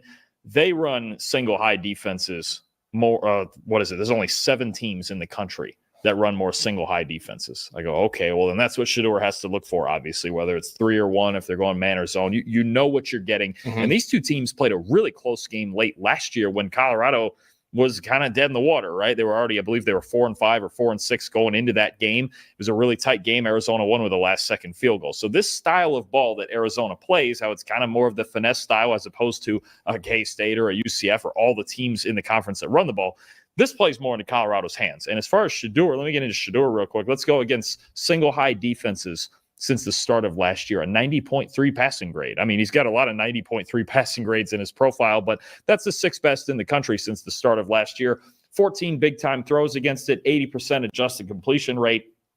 Just another thing where if you don't get to him and you don't confuse him and he knows what's coming, especially if it's only one safety, he's going to let it rip. And especially, I believe Coach Prime said today that Travis Hunter should play. Yep. All right, guys, so I'm going to stop it right there. Let's talk about whose offensive power is more conducive or would be more electric or will have the better opportunities to put scores on the board against the opponent's defense. Does Colorado have the edge? Does Arizona have the edge? And why? We'll start with you, DC. All right, I'm gonna answer your last question real quick. That being that I do think Colorado has to get close if you are going to have the explosion because of recruiting. Because right now they are 83rd in the nation with high school. Though I know they portal heavy. In order to get what you want to get, you really need to get close enough to striking distance for the Big 12 championship game. If not, it can impact you. All right. As far as this goes, I think that's the thing about it. I think that Fafita can score on CU's defense. Okay. That's the thing. So I think they can trade punch for punch. You know, I think that they are very similar. The teams are very similar, but of course Shedeur is better than I'm gonna kick a hornet's nest. I don't think Travis Hunter is better than T-Mac at all. I think he's close, but I don't think he's better. As a wide receiver? Yes. Yeah, yes, I second that. I don't know that he's better, but I don't know that he has to be. If we're having a bigger conversation, he doesn't have to be. But I will give the edge to T-Mac because he's bigger, he's taller. So I will give that to him. But when it comes to overall play, I don't know that there's a issue there. There's no issue there, I don't think. Can we address what you the comment you just put up here real quick? Yeah. So I'm trying to figure out why Cornelito's way would say that Arizona is going to switch up from a 3-5 to a 3-4 because it just would make more sense. 3-5-3 to a 3-4-4. He means it should be a 3-3-5, but I'm trying to figure out why would Colorado put more linebackers on the field when Arizona is a team that will go 5 wide at times. To me, that puts Colorado at a disadvantage. So I'm just trying to understand that line of thinking. But all right, so Quinlito, you got 10 seconds to respond. Go ahead, DC. Finish your thought. Right, but at the end of the day, I do think Travis has phenomenal ball handling skills. Pause. So I think that he. I wasn't even thinking about that until you said pause. Like, I wanted to make sure. That's what pause does. Pause make you think about it. I know. But the thing I'm saying is that when I look at secondaries, I think Arizona can throw the ball. Remember when we just went back to the stat, the biggest, the best running game was against UCF, but UCF is not necessarily a good team. Hold on, DC. Can everybody please strike that like button, please? Give me the thumbs up, please. Let's get more people watching. Thank you for hitting that thumbs up button. I appreciate it. Go ahead, Tim. Go ahead, DC. Right. So at the end of the day is Arizona. All I'm saying is Arizona is a team that can throw punches. They at least have decent enough receivers, and I think that this game could be a shootout. If it's a shootout, you got 10 seconds to say. If it's a shootout, who wins the shootout? If whoever has the ball last.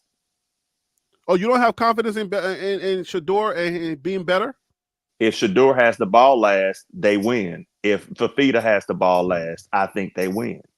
Now, if you want to ask me odds, I think the odds of winning with Shedeur, last person in the ball in his hand, is 90%. Or 95%, whereas Fifita it's probably somewhere more like 85%. That's what I see. My thought is if we have a shootout, Colorado wins it. I think it will get ugly if we have a shootout. I think it'll get ugly for Arizona. That's just how I feel because now my confidence. If it's a shootout, they're trading. Shootout, it can't get ugly, right? Right. They're trading scores. Right. So I think our defense and our secondary is a little bit better than theirs. And our guys fly around. They can get interceptions. They're very smart. And I think we're smarter than them. And we're more physical than them in the secondary, especially if Shiloh can get his prayer life back together. If Shiloh can get his prayer life back on track, I think he'll be fine. I think, a shootout, it's not good. It's not a good look for them. You don't want to shoot out with Colorado.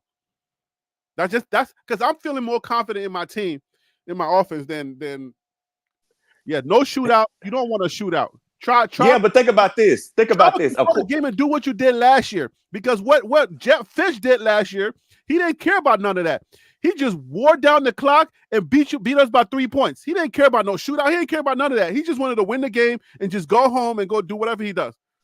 But think about this, Harry. How to beat Colorado. Right, just but think about this, the clock and leave. Right, but think about this, Harry.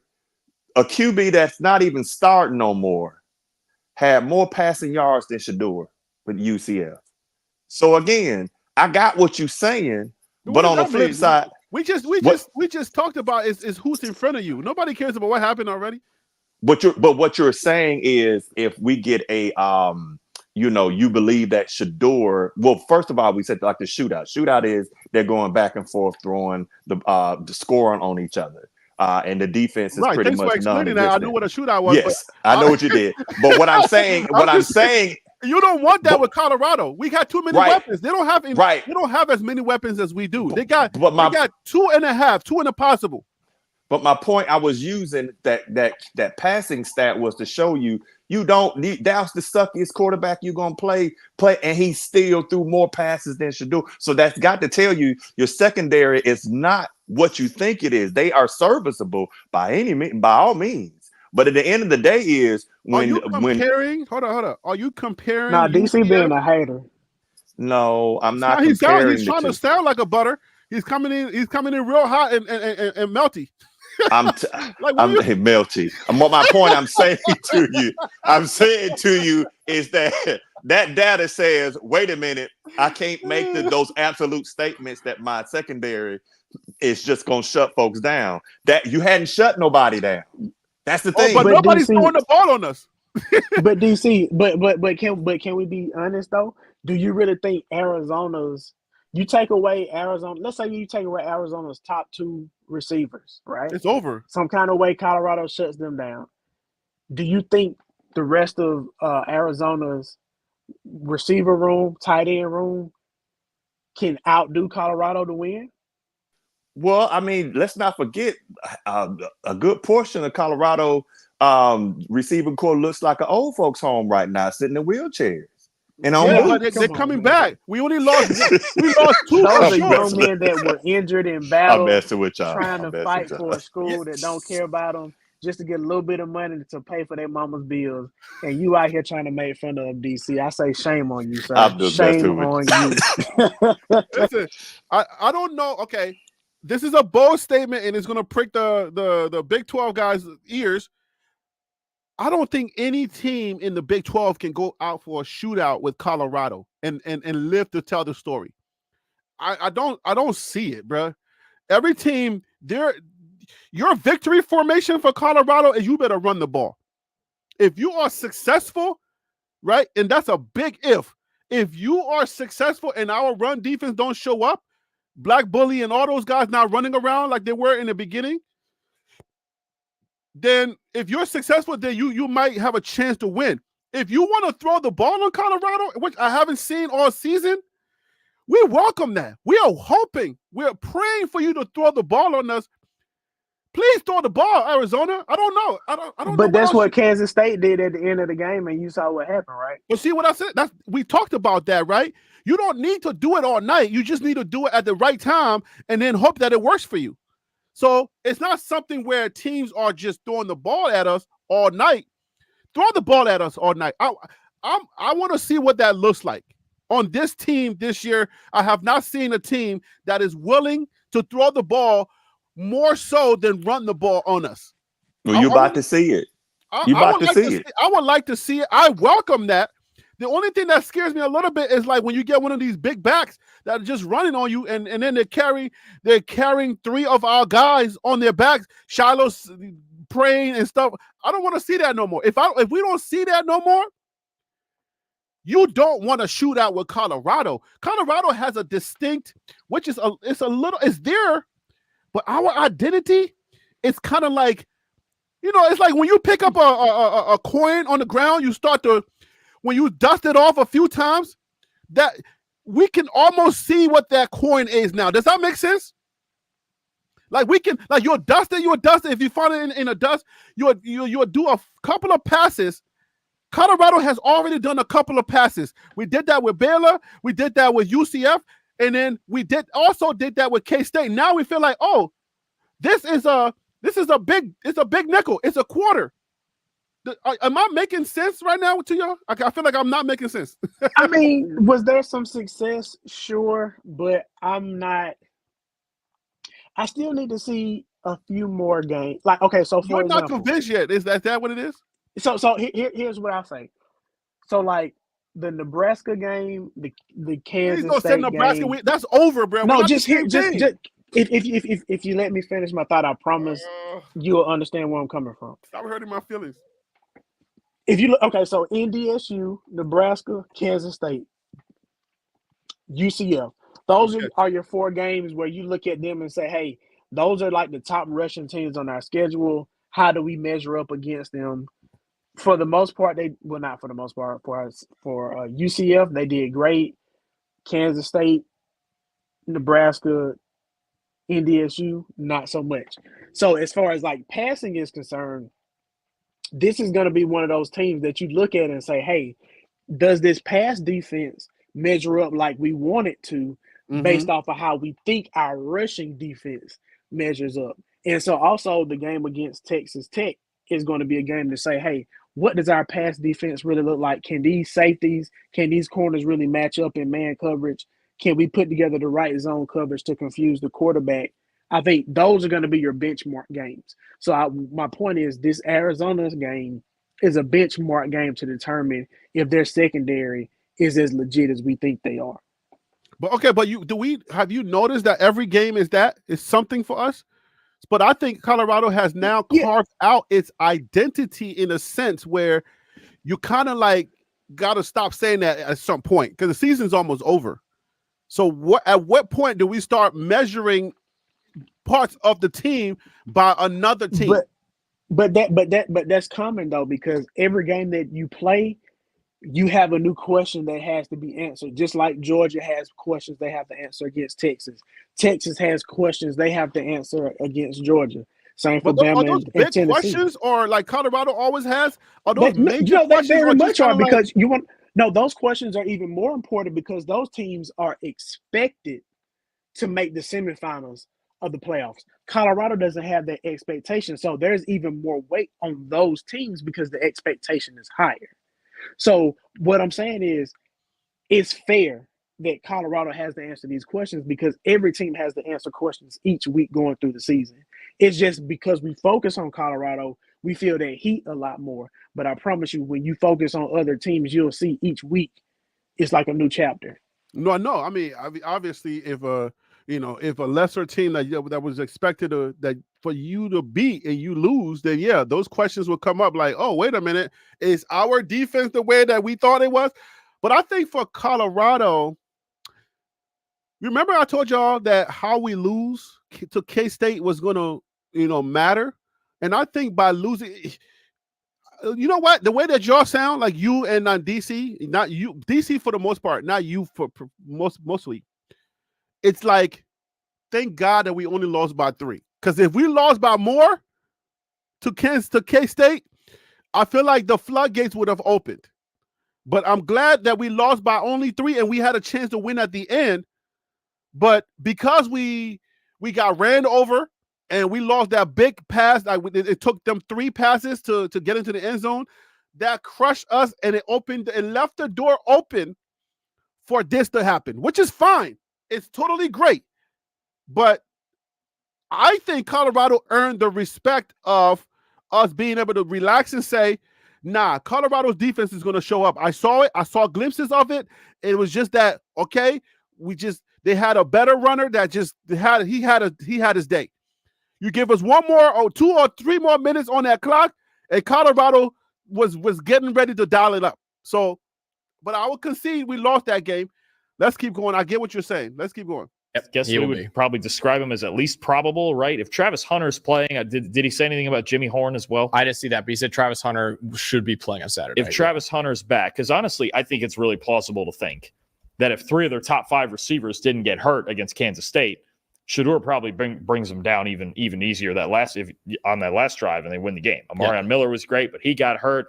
Travis Hunter. Jimmy Horn's always useful. I mean, Arizona's just going to have to kind of be better on both sides of the ball. And for me, that starts in coverage because you're dealing with Shedeur and all these receivers. And if your defense is that predictable, well, he's going to see it. He's going to carve you up unless you win up front. Absolutely. So my other side of the ball, Dawn, and usually in these matchups, we do team against team, right? Because we want to do that. It's player on player, man. It is the 2 best prospects in the 2025 NFL draft squaring off. So right now, you look at PFF's big board, Travis Hunter is the number 1 prospect in the 2025 draft. Tetairoa McMillan is number 2. So you have 2 guys who are probably going to be top 5 picks in the NFL draft right now. Number 1 versus number 2. And yes, Travis Hunter, big reason why he's number 1 is because of his 2-way stardom. But he's still been really good this year, right? 84.5 coverage grade, 83.1 overall grade. That's 9th among all corners in the nation. He's one of only 2 corners in the nation with 80-plus grades, both in coverage and run defense. Tetairoa McMillan, 3rd among FBS receivers this year with 739 receiving yards, 19 broken tackles, lead all receivers in college football. For a bigger receiver like Tetairoa McMillan, that's an insane number for him right now. And these 2 actually played last year as well. And Tetairoa McMillan got the better of Travis Hunter in last year's matchup. So I went back and watched the tape. Tetairoa McMillan was on him on 6 targets against him. He caught 4 of them, one of them being a one-handed touchdown over Travis Hunter. One-handed touchdown. I don't want to see nothing. I do not want the matchup. I know, Phil, you're a football purist. I don't want to see this. We're not doing no one-handed touchdown. Somebody better come in there and break that hand. I don't want to see. Let me keep going. And there was a 7th target in there as well that Travis Hunter was called for defensive pass interference on. So you're talking about Tetairoa McMillan going 4 for 6 with a touchdown, and a DPI was calling Travis Hunter as well. I'm really looking forward to seeing with Travis Hunter. Now you confirmed that Deion Sanders saying he should be playing this week for certain. He said, quote, should play for certain this week. So that sounds like he's probably going to be out there, according to Deion Sanders. But I'm really looking forward to seeing this matchup, not only for the NFL draft, but also it's going to be critical for who wins this game because Tetairoa McMillan is so pivotal for this Arizona offensive success right now. So it's a great matchup for the draft. It's probably the must-see draft matchup of the entire year. Also, it's big for this game because if Tetairoa McMillan is held in check, as we've seen before, Arizona's offense kind of sputters a little bit, right? So it's a big match for the game, and it's a massive matchup for the NFL draft. Yeah, no, All right, so we did talk about it in the beginning of the show. Phil did bring it up as far as the matchups. Are there any other matchups? We said, I said I don't want to see it. I don't want to see it at all. I don't want to see Travis Hunter being out there on an island trying to prove something. Whatever he's trying to prove, I don't care. You ain't got to prove nothing to me, man. You already Travis Hunter. We ain't got to. Coach Brown, please listen to me. Coach Brown, Livingston, please listen to me. We don't need to prove anything. Travis Hunter does not need to prove anything to anyone in this fan base that he can cover anybody in college football. I don't want and I don't need to see it. Please allow us to just win this game without this guy catching one-handed passes. He's a different receiver than last year. He's much older, much wiser. He's better. Even though Travis Hunter did grow also, but he is not 6'5". Any last words before we move away from this and talk about some other matchups that are important to this game? No, I do want to see some one-on-one opportunities between Travis and T-Mac. I don't think he needs to prove. Well, I think in some ways he does need to prove some stuff as far as being the corner, because if I'm not mistaken, the kind of conversation around him is like he's more of a zone corner than a man-to-man corner. And I think if the NFL team has concerns about that, he needs to be able to show that he can do that. So I would like to see him, have some one-on-one opportunities against T-Mac. But the winning strategy would be to not do it and just do whatever the hell it takes to win the game.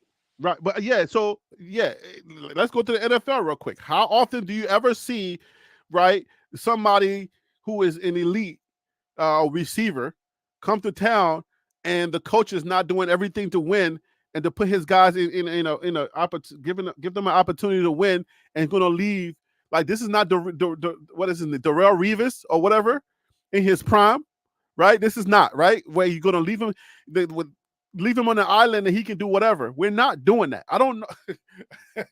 I've never seen an NFL coach say, "Oh, I need to know if you are that guy." You know you can play. He's already proven that he's got enough tape to where he's smart enough to make the right decisions, and he's going to make the plays that are necessary. But tell me again why the NFL, this is important to the NFL? I don't know. Are you there, Harry? Yeah, go ahead, please. I'll tell you why. It's because he's not playing Texas Longhorn wide receivers.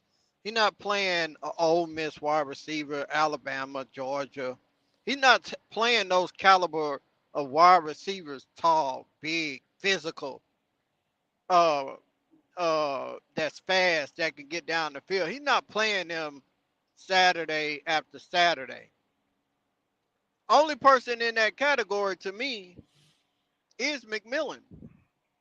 So that's over in the Big 12. Well, he's going to see a little bit of it, I feel like, against Cincinnati and Texas Tech and Oklahoma State as well. But an elite receiver of his caliber, like, yeah, man, you need to see those matchups one-on-one. Because if he make it to the NFL and they decide to put him as a DB or make him a DB versus a wide receiver, then he's gonna be out there on that island by himself. Yeah, but it's least likely that there ain't gonna be no spy or somebody to box in the best receiver every week. Yeah, you want your guy to be able to play, and we know that Travis can do it. But man, when we get an opportunity like this guy, we need to win that game. I ain't trying to prove nothing. That's just all I'm saying. I don't know that You talking about draft being drafted. Like, since they've been, he wasn't a wide receiver. He only played DB. You'll still feel the same way? I will feel fine because I feel like I know enough tape and I know he's smart enough and he can make those plays. But do I need to expose him? It's a money game, man. He's hurt. He's not 100%. If he was 100%, I would feel more confident to at least, let him be out there long enough. But I don't know that, the dude can a shoulder injury, you raising your hand and stuff like that, your mobility is going to be a little bit limited. So I'm not exposing him like that. If anything, I would say no. I wouldn't put him on there. I'll put the other guys, Hodge or somebody else, on there because I want to protect him. I think he had more like a stinger, more than anything. Yeah, I would. If it was a stinger, I wouldn't see them keeping him out the whole rest of the game. Yeah, but a bruise though. But like, if you Is notice that he was out the whole game? Right. I don't think it's something real seriously, or they didn't want to jeopardize him for the rest of the season by letting him go back out there. So, I okay. In that case, Harry, I wouldn't play him that much on defense. I'll play him more on offense this game then. Right, limit the snaps, but don't expose him, because you ain't got to prove nothing with the best receiver, that we play in this conference. I don't know that you want to put him out there on an island. It just doesn't feel right, and I don't know. Okay, I got the perfect question specifically for you, Harry. Yeah. You limit his time playing on defense, right? Yeah. But McMillan is cooking everybody else. Do you bring him? You trying to win the game? Are you gonna bring him and put him on the field, or are you just gonna keep him? Are you gonna limit him? If McMillan is cooking everybody else, then you got to find a way as a defensive coordinator to not make that happen. There are ways for you to box him. There are ways for you to double team, but you don't put Travis out there to say, "Oh, let Travis try and do it," because Travis is not 100%, and he can get exposed like Stanford. He was coming off of an injury as well, and if y'all remember the infamous pass, y'all remember that pass where Travis Hunter, the guy has the ball on Travis Hunter's helmet, and he's dragging Travis into the end zone. Y'all remember that? Yeah. That was embarrassing. Like, I don't want to see that. But if Travis is not well enough to be able to go man to man against T-Mac, then he shouldn't play in the game. Because at some point that is going to have to happen. So if he can't do it, then he just don't need to be out there. Well, okay, no. The reason why I say that is because he got to be a decoy. When Travis is on that team, he changes people's game plan, right? You don't know the gravity of his injury. You don't know, but you know that he's a dangerous player on either side of the ball. So you want him out there because at the end of the day, he's better out there where he could be a decoy than him not being out there, because people are going to be worried about him because they know that he's like that. So I say put him out there, but limit his snaps and limit who he has to cover, limit how he has to cover, because that can injure you. When you're playing the best player, you're exerting more energy, you're exerting more effort than if you're playing somebody who is not as good. So I say limit who he has to cover, but put him out there, use him as a decoy. That's just how I feel. Now, Harry, you know what? I'll agree with you, because next game Cincinnati, right? Right. And they have two people on defense that will be reminiscent of what you saw at Nebraska with Nash and I forget whatever maker his name is. So this is one of them games where Coach Prime has to be strategic in how he runs it, because that if you go ahead and just gas out for this game, you're gonna run into a situation where you do have a pretty decent QB on the other side. You've got a defense that can smash, and you got to be strategic. So I think you do limit him. The only thing I would say is that when people say, "Well, double T-Mac," all right. So when you double T-Mac, that opens up the swing routes. That opens up all kind of other things, because now all he has to do is just take people down the field. Guess what? You got two people on them. Safety eyes is going to be on them. Now you have a side of the field that is open, and that means that you also can get gashed by a QB that can run. You got to think of those things. I think that what Harry is describing is the greatest thing to do. Put him out there as a decoy, because you don't know if he's hurt. Only thing is, he may have to pass out. I don't know, but I do think you still put him in the game. You do know he's hurt, but at what level did he heal to put him out there? So you don't know that. But that's why I said have him out there, and people are going to be worried about him. But yeah, again, every week we get one of these. The Texas Truth, y'all giving T Mac too much credit. Again, we get this every single week, and then when it happens, it's like, oh, okay. No, let me ask you a question, Harry. Uh-huh. So how does this work? Because Shedeur leads the Big 12 in pass completion, pass attempts, pass completion percentage, passing yards, passing touchdowns, and passing efficiency rating. So if we use those stats and say, hey man, Shedeur must be a hell of a quarterback, then if we're gonna look at the receiving stats, then T-Mac is number 3 in receptions, number 1 in yards, number 6 in receptions per yards per reception, number 6 in TDs. So like, if we're gonna use stats to say one person is good, why can't we use stats to say somebody else is good? Like, just because we're saying T-Mac is good doesn't mean we're saying Colorado is trash. Like, you can big up somebody and not insult somebody else. I just don't. I don't understand it. Was that for me or for the question? The You know what? I don't even know, Harry. I don't know. I'm just talking at this point. right, because I think I agree with you. I'm saying, you know, like TA said, they said that about Gittins last week. And remember who said that about Gittins, right? It's the same thing. Like, we'll get somebody on the panel. They're not here today because I'm sure they're feeling a little sour from last show was a little rough. We ended a little rough. It was an argument, was going back and forth. So I didn't expect those guys to be here this week. But anyways, we always get that. There's always going to be somebody that says, you guys are giving these guys too much credit. But no, we're giving them the proper credit. It's just enough credit for us to be aware of them. We're not saying they're world beaters. We're not saying they're unbeatable. It's just giving them the proper credit to let you know that, oh, these are the guys or the nuances that we have to be aware of when we're watching this game. Watch this, Harry. 6'5". I don't know if anybody out there, if you understand what Michael Jordan was 6'6" in the NBA. This guy is Michael Jordan's height. Travis Hunter is only 6. Travis Hunter is 5'11". 6. Travis Hunter is shorter than Steph Curry. Travis Hunter is shorter than Steph Curry. Watch this. He's got bounce.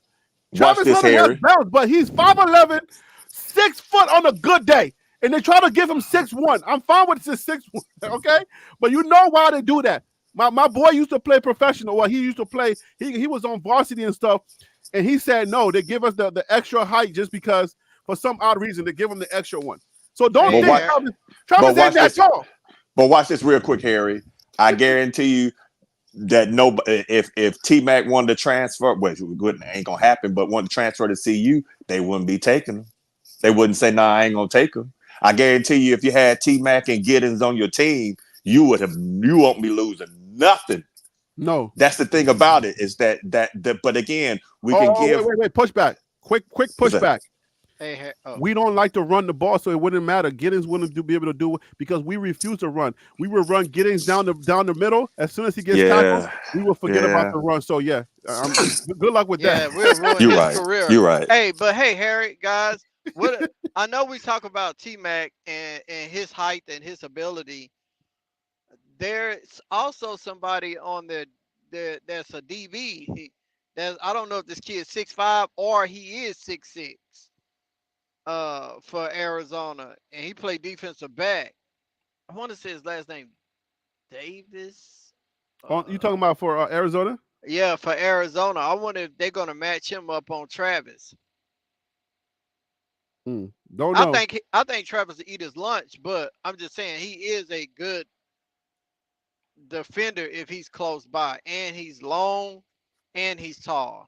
But okay, let me ask you a question. Why don't we ever get pushback when we are bigging up our team? Why is the pushback never on us where you're giving Shedeur too much credit because he does make some major mistakes? Like at the last game, he literally threw the ball when we needed 4 or 6 yards. He threw the ball away, and tried to go for too much. So whenever we say our team and we give them their credit, everything is all good until we go to the other team and we start letting them. I don't know. It just is so weird. Like, You just 10 more followers, dude. I know. And you know I don't mind losing my followers. That's fine. If you can't handle the type of conversations we have around here, listen, I lost followers when I did the last video. It was at 60 and it went down to 56. I'm good with that. But I know that we're building this the right way. If you build it, they will come. If you build it the right way, they will come. I know people want to have football conversations. Not again, this is not your echo chamber Colorado channel.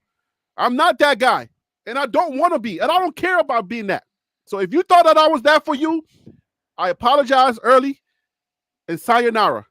It's just that simple for me. But don't hey, care. Harry, Coach Yeah. Prime stated on his show that McMillan, he said, hey, he is the best. He pretty much said he the best wide receiver in college football. He is one of the best. I don't know about the best, but he is one of the best that we're going to face in our conference. No, he's probably the best wide receiver in college football.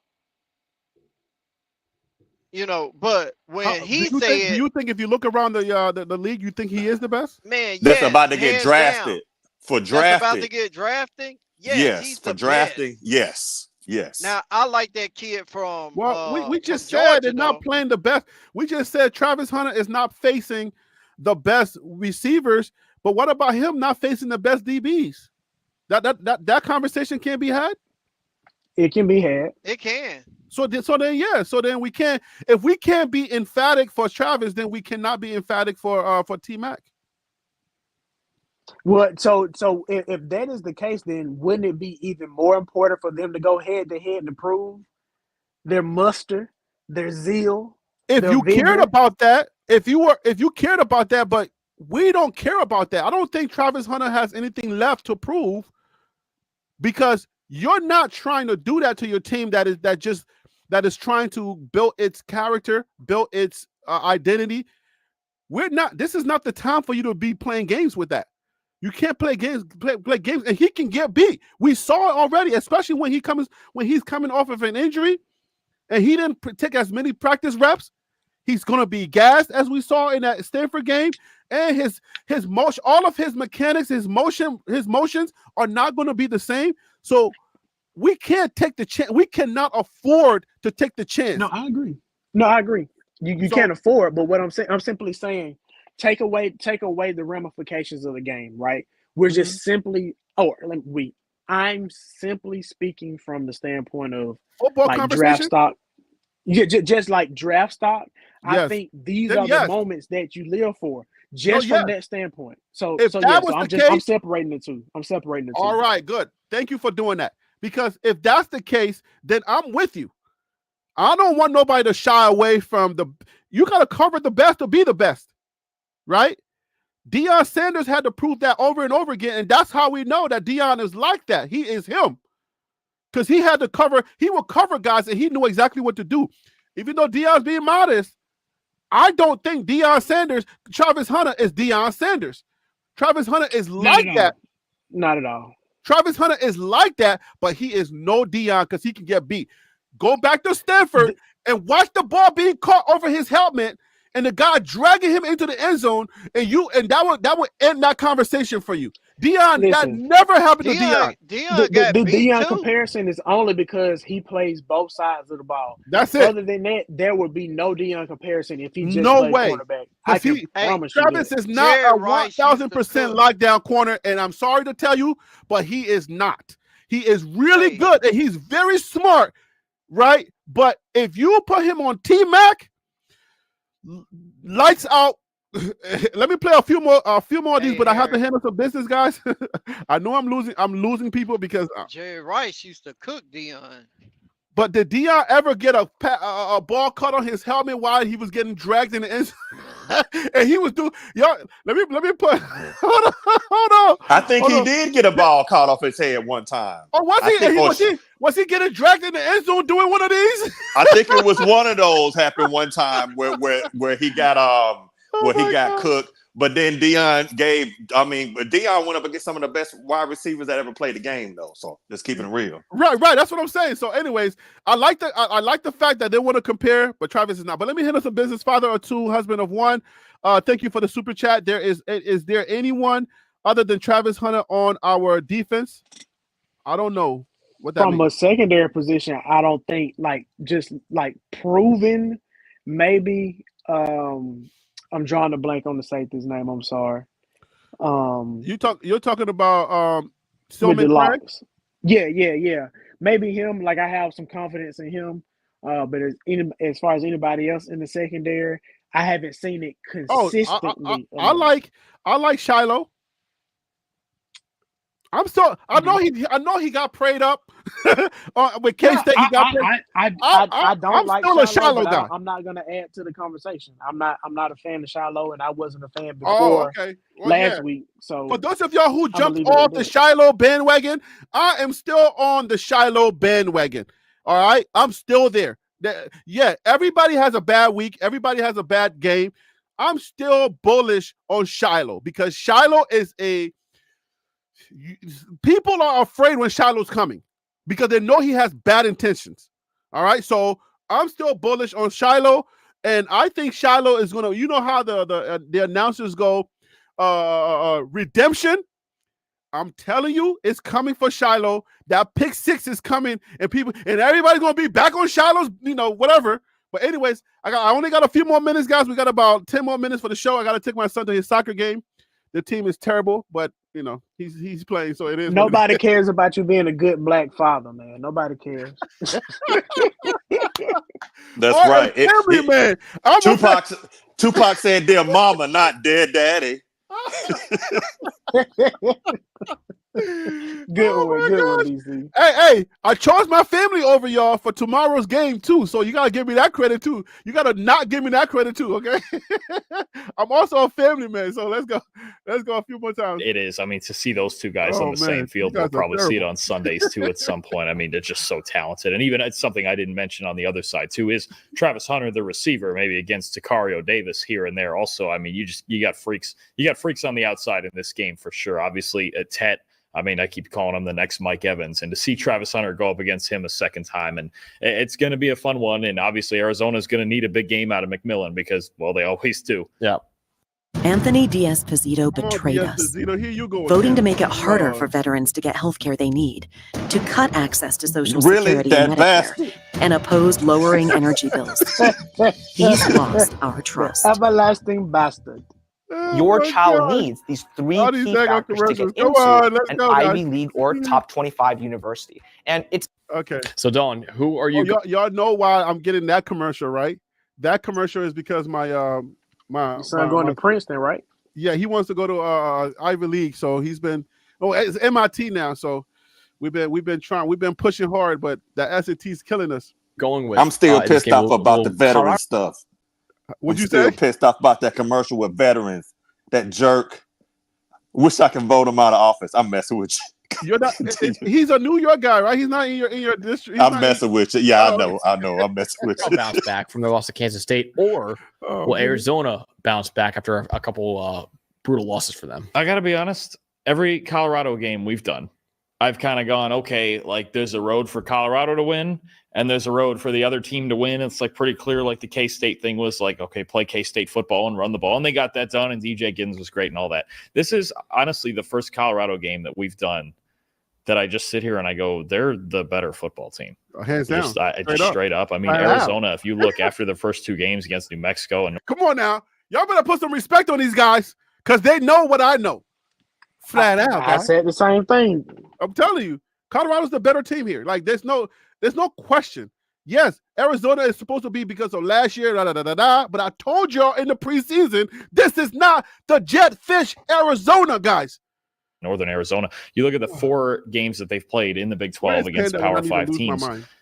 You look at since week 3, okay, that period is Power 5 ranks, okay? They've got the 10th lowest graded defense and the 7th lowest graded offense. They're just not playing good football. They beat Utah because Utah was starting a true freshman quarterback. Otherwise, they're just not playing good football. I hate it when they say stuff like that. I ain't gonna hold you. That's not. I don't like that analysis.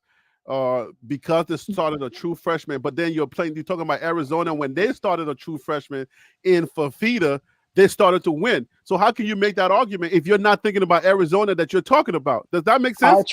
All true freshmen are not made equally. You know what I'm saying? Exactly, but then make that now say that, right? If I was on that show, or if I was in their comments, I would say that, like, how can you say that? But just last year, they literally started a true freshman in Fafita, and he brought them back. But I think his argument was that it was a true freshman's very first start. So there is a little bit of a difference between you being a true freshman and it's your first start, and you being a true freshman and you've at least had, 2 or 3 games under your belt, which I think was the situation with Fafita last year. But he did have 2 or 3 under there because he came in. They got hurt against Baylor, but then so the freshman was playing in the Baylor game, and from beyond, yeah. Okay, so he did have some experience. Gotcha. Okay, cool. All right, so let's keep playing. We got a few more minutes before I take my son to his Colorado. They're probably going to lose by 18. Yesterday they lost by 8-0. So they're a bad team. Oh, you said soccer? Soccer, bro. Soccer. No, them boys trash. Oh my gosh, they are the Bad News Bears. When I say the Bad News Bear, bro, don't say that about the Bad News Bears. I know about that movie. That I grew up on that movie. The Bad News Bears, them boys were cold. Well, no, but hold on. This is worse than that. I'm talking about, like, they don't know how to kick the ball. Like, they're looking down on their feet when they're trying to kick. It's bad, bro. It's really bad. I'm telling you. Man, you get beat by 18, they run around chasing butterflies in the doggone field. Right. It's really bad. And I hate to put him out there on this live, but he knows. He knows how I feel about them. Like, this is just like, he played yesterday and then he's playing again. But good Lord, they're bad. Whew. Anyway, let's finish it. Let me tell him again. Let's finish it. Say, yeah, they got beat up front by K-State. A lot of teams do that. I could at least say, even when they lost that game to Kansas State, pretty good. There was some stretches in that game where they played good football, right? And obviously you have what I think is the best quarterback in the country. I've got Colorado 35-24. This was a close game last year when Colorado wasn't nearly this good towards the end of the year as they are this year. I just don't think Arizona, it's just not there. I don't think they play particularly good football. I think if you're going to beat Colorado, you got to beat them physically. You got to beat them up front on both sides of the ball. Arizona's not great up front. Other than Tet, they're not really great on the outside. And Fafita, I'm very worried that Noah Fafita, you can clearly see he's pressing. He's holding the ball longer. He's trying to do crazy things. He's turning the ball over way more than he did at any point last year. Mm-hmm. I just think Colorado's better. I got him 35-24. Yeah, listen, Travis Hunter wasn't playing in this. All right, so that's kind of like summing up what we've already kind of like, went down the line and just told you about how this game can turn out. Arizona is not the Arizona of last year with Jeff Fish. I believe his staff and a couple of the players that took away. I kind of told you guys that already in the preseason. If you were around here, I believe that's when Wild Dog had his email fixed and he was on the panel. We talked about this, and I think Phil and DC were here. Tim was here also. This is not the same Arizona team, and I believe Colorado. The way that they have proven themselves, guys, this year, the last couple of games, even though they lost at K-State, I just have this feeling that they're the better team. And then another nuance is they're coming off of a very disappointing loss where they could have won. And usually when you have that a good team with a good quarterback like Shedeur, I feel like they take it personal. Those are my last words. What are your last words? We're going to start with Tim. Go ahead, Tim. No, I was just gonna say, great show. I'm looking forward to the game on Saturday. I feel like if that defensive line get to Fafita, it's gonna be a long day. I got CU winning this game. Hey, 38-21. 38-21. Okay. 38-21. What happens if CU dominate this game and hang 50 on these fools? Yeah, I'm dreaming. Anyways. Woo! All right, is that your final words? You're good? Yeah, I'm good, brother. All right, thank you so much for joining the show. I appreciate you, guy. Phil So Real, what are your final thoughts on this? Yeah, I want to say I think Colorado is the better team. I think Colorado will win this game by at the very least 7 points. I don't think Arizona has the defense that can stop the Colorado offense that is so explosive at times. So I look forward to watching the game. I'll be watching the Bama game on the big screen. I'll have the Colorado game on the small screen. I'll be texting you, trying to keep you updated on what's going on, even though you would rather spend time with your family than watch Colorado. Some kind of fan you are. Right. I'm split, okay? I'm going to tell my brother to put that game on. I'm like, look, man, I'm here. So put the game on. Stop playing with me. All right. All right, DC, what's your final thoughts, man? Look forward to seeing how CU bounce back, but I don't have them winning. I have that. Shame on you. I'm not even having them covering. Did I say that out loud? Yeah. Okay. Yeah, you did. Oh, you Okay. want me to say it? I'm basically going to say that. I'll give you my prediction, then I'll give you Pandas. And then the Colorado is going to come out and they're going to do a fantastic. They're going to win. Shador's going to have at least You 800 racist. You're always racist. First of all, your island accent is really bad, right? You got the worst. I know, man. You got the I know. worst island accent ever. I know. I'm I'm messing with accent. Why did you just go with the fake Jamaican accent? My I God. know, man. I tried, but the anyway. Spanish guy having a stroke. What the heck? was Exactly. Yes, but you ain't lying. It's like, are you there? Blink if you're okay. But hey, listen, Panda's not here I'm to messing defend with himself, Panda. so I gotta make sure I respect my Panda. You know what I'm saying? I'm messing with Panda. He was I bruised got last love show. for Panda. He was bruised last show for me calling him pom poms too much. So let's hope he comes you back did. and defend himself. Yeah, you did call him Pom Pom Panda. But yeah, I did. I went in. Right. But I think Arizona scores 30 points, CU around 28. So somewhere around over 30 points. I think CU's close at least 28. But I do think that Arizona wins. I think they put it together, being a home game. That's what I'm going with. All right, well, we see, the rest of the panel, we see it other than that. And sorry, guys, I won't be able to live stream. What I would try to do, if y'all are still up, I'm going to see, if I get back to New York, because I'm going to PA, I get back to New York, if I feel like it and I don't want to watch a movie or something like that, I might just strike up the computer, get in the studio. I'll come back to the studio, put the lights on, and I'll just go live. And whoever wants to come on here and just spaz out, and hopefully, we'll be cussing DC out in the name of not Jesus, but we can't cuss out in the name of Jesus. But hopefully, we'll be blasting DC. But the Texas and Georgia game is going to be at 7:30, I think, on Saturday night. So that might be fun, man. We can talk about the CU game, kind of comment on the Georgia Texas game, man. Let's do it, man. Let's have a little right. Because I think I'm in Philly, so I might get back before 10. If I get back before 10 or a little bit after 10, that game's gonna be a late game anyway. So I might just come in the studio and and tell my wife to just wait a little bit longer. Because she's like, oh, you're always watching Living Dead and you're always doing your stuff. I can't see you no more. I'm like, stop playing with me, girl. I'll be like, Phil, I'm the man of this house. I'm the king of this room. There you go. Hey, look, I live with you. I see you every day, baby. You know what I look like. We ain't got to be in each other's face all doggone day. Don't listen to that, Harry. Don't listen to that. Nah, man, put your foot down, Harry. I'm the king in this house. Hey, listen, I'm African. I don't think I can do that because you know how my voice is aggressive.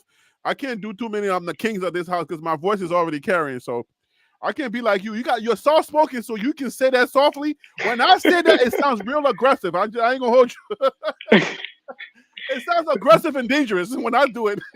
Okay, well then be careful then, Harry. I gotta be careful because I sound threatening. You're soft spoken, so I'm sure you say it in a finesse way. When Africans say things, we're aggressive and it sounds too serious. So I can't do what you do, brother. Hey man, y'all enjoy the game. Y'all have a great weekend. And y'all keep me posted. My email, y'all know my email. Email me if y'all see or hear anything, and I'm out of here. Guys, have a great weekend. Spend some time with your family and smile a little bit, okay? It's not that serious. It's only college football. Peace out. Blessings. Be All safe. right, Stay guys. Y'all dry. be good. Peace. All right, guys. Take care. Gerald D said the wife is first, Harry. I know. But I work hard. She kind of understands. She understands. Wild Dogs, salute to you. Lady Charisse, salute to you. Gerald D, thank you. Buffs Attack 21 Tank, thank you. The Texas Truth, King P, Stevie Davy, everybody that's in the chat. Peter Investor, M, Quinlito's Way, Viral Authority. Hey, man, you guys hold me down every single time I come live, and I want to say salute to you. All right, Wild Dog, thank you so much for the gifts that you've been giving out to all of the members. Thank you so much, man. I appreciate y'all. Y'all have a great weekend, man. God bless y'all. And let me say a quick prayer. Let's pray. Let me pray y'all out today. I have just 1 minute to pray y'all out.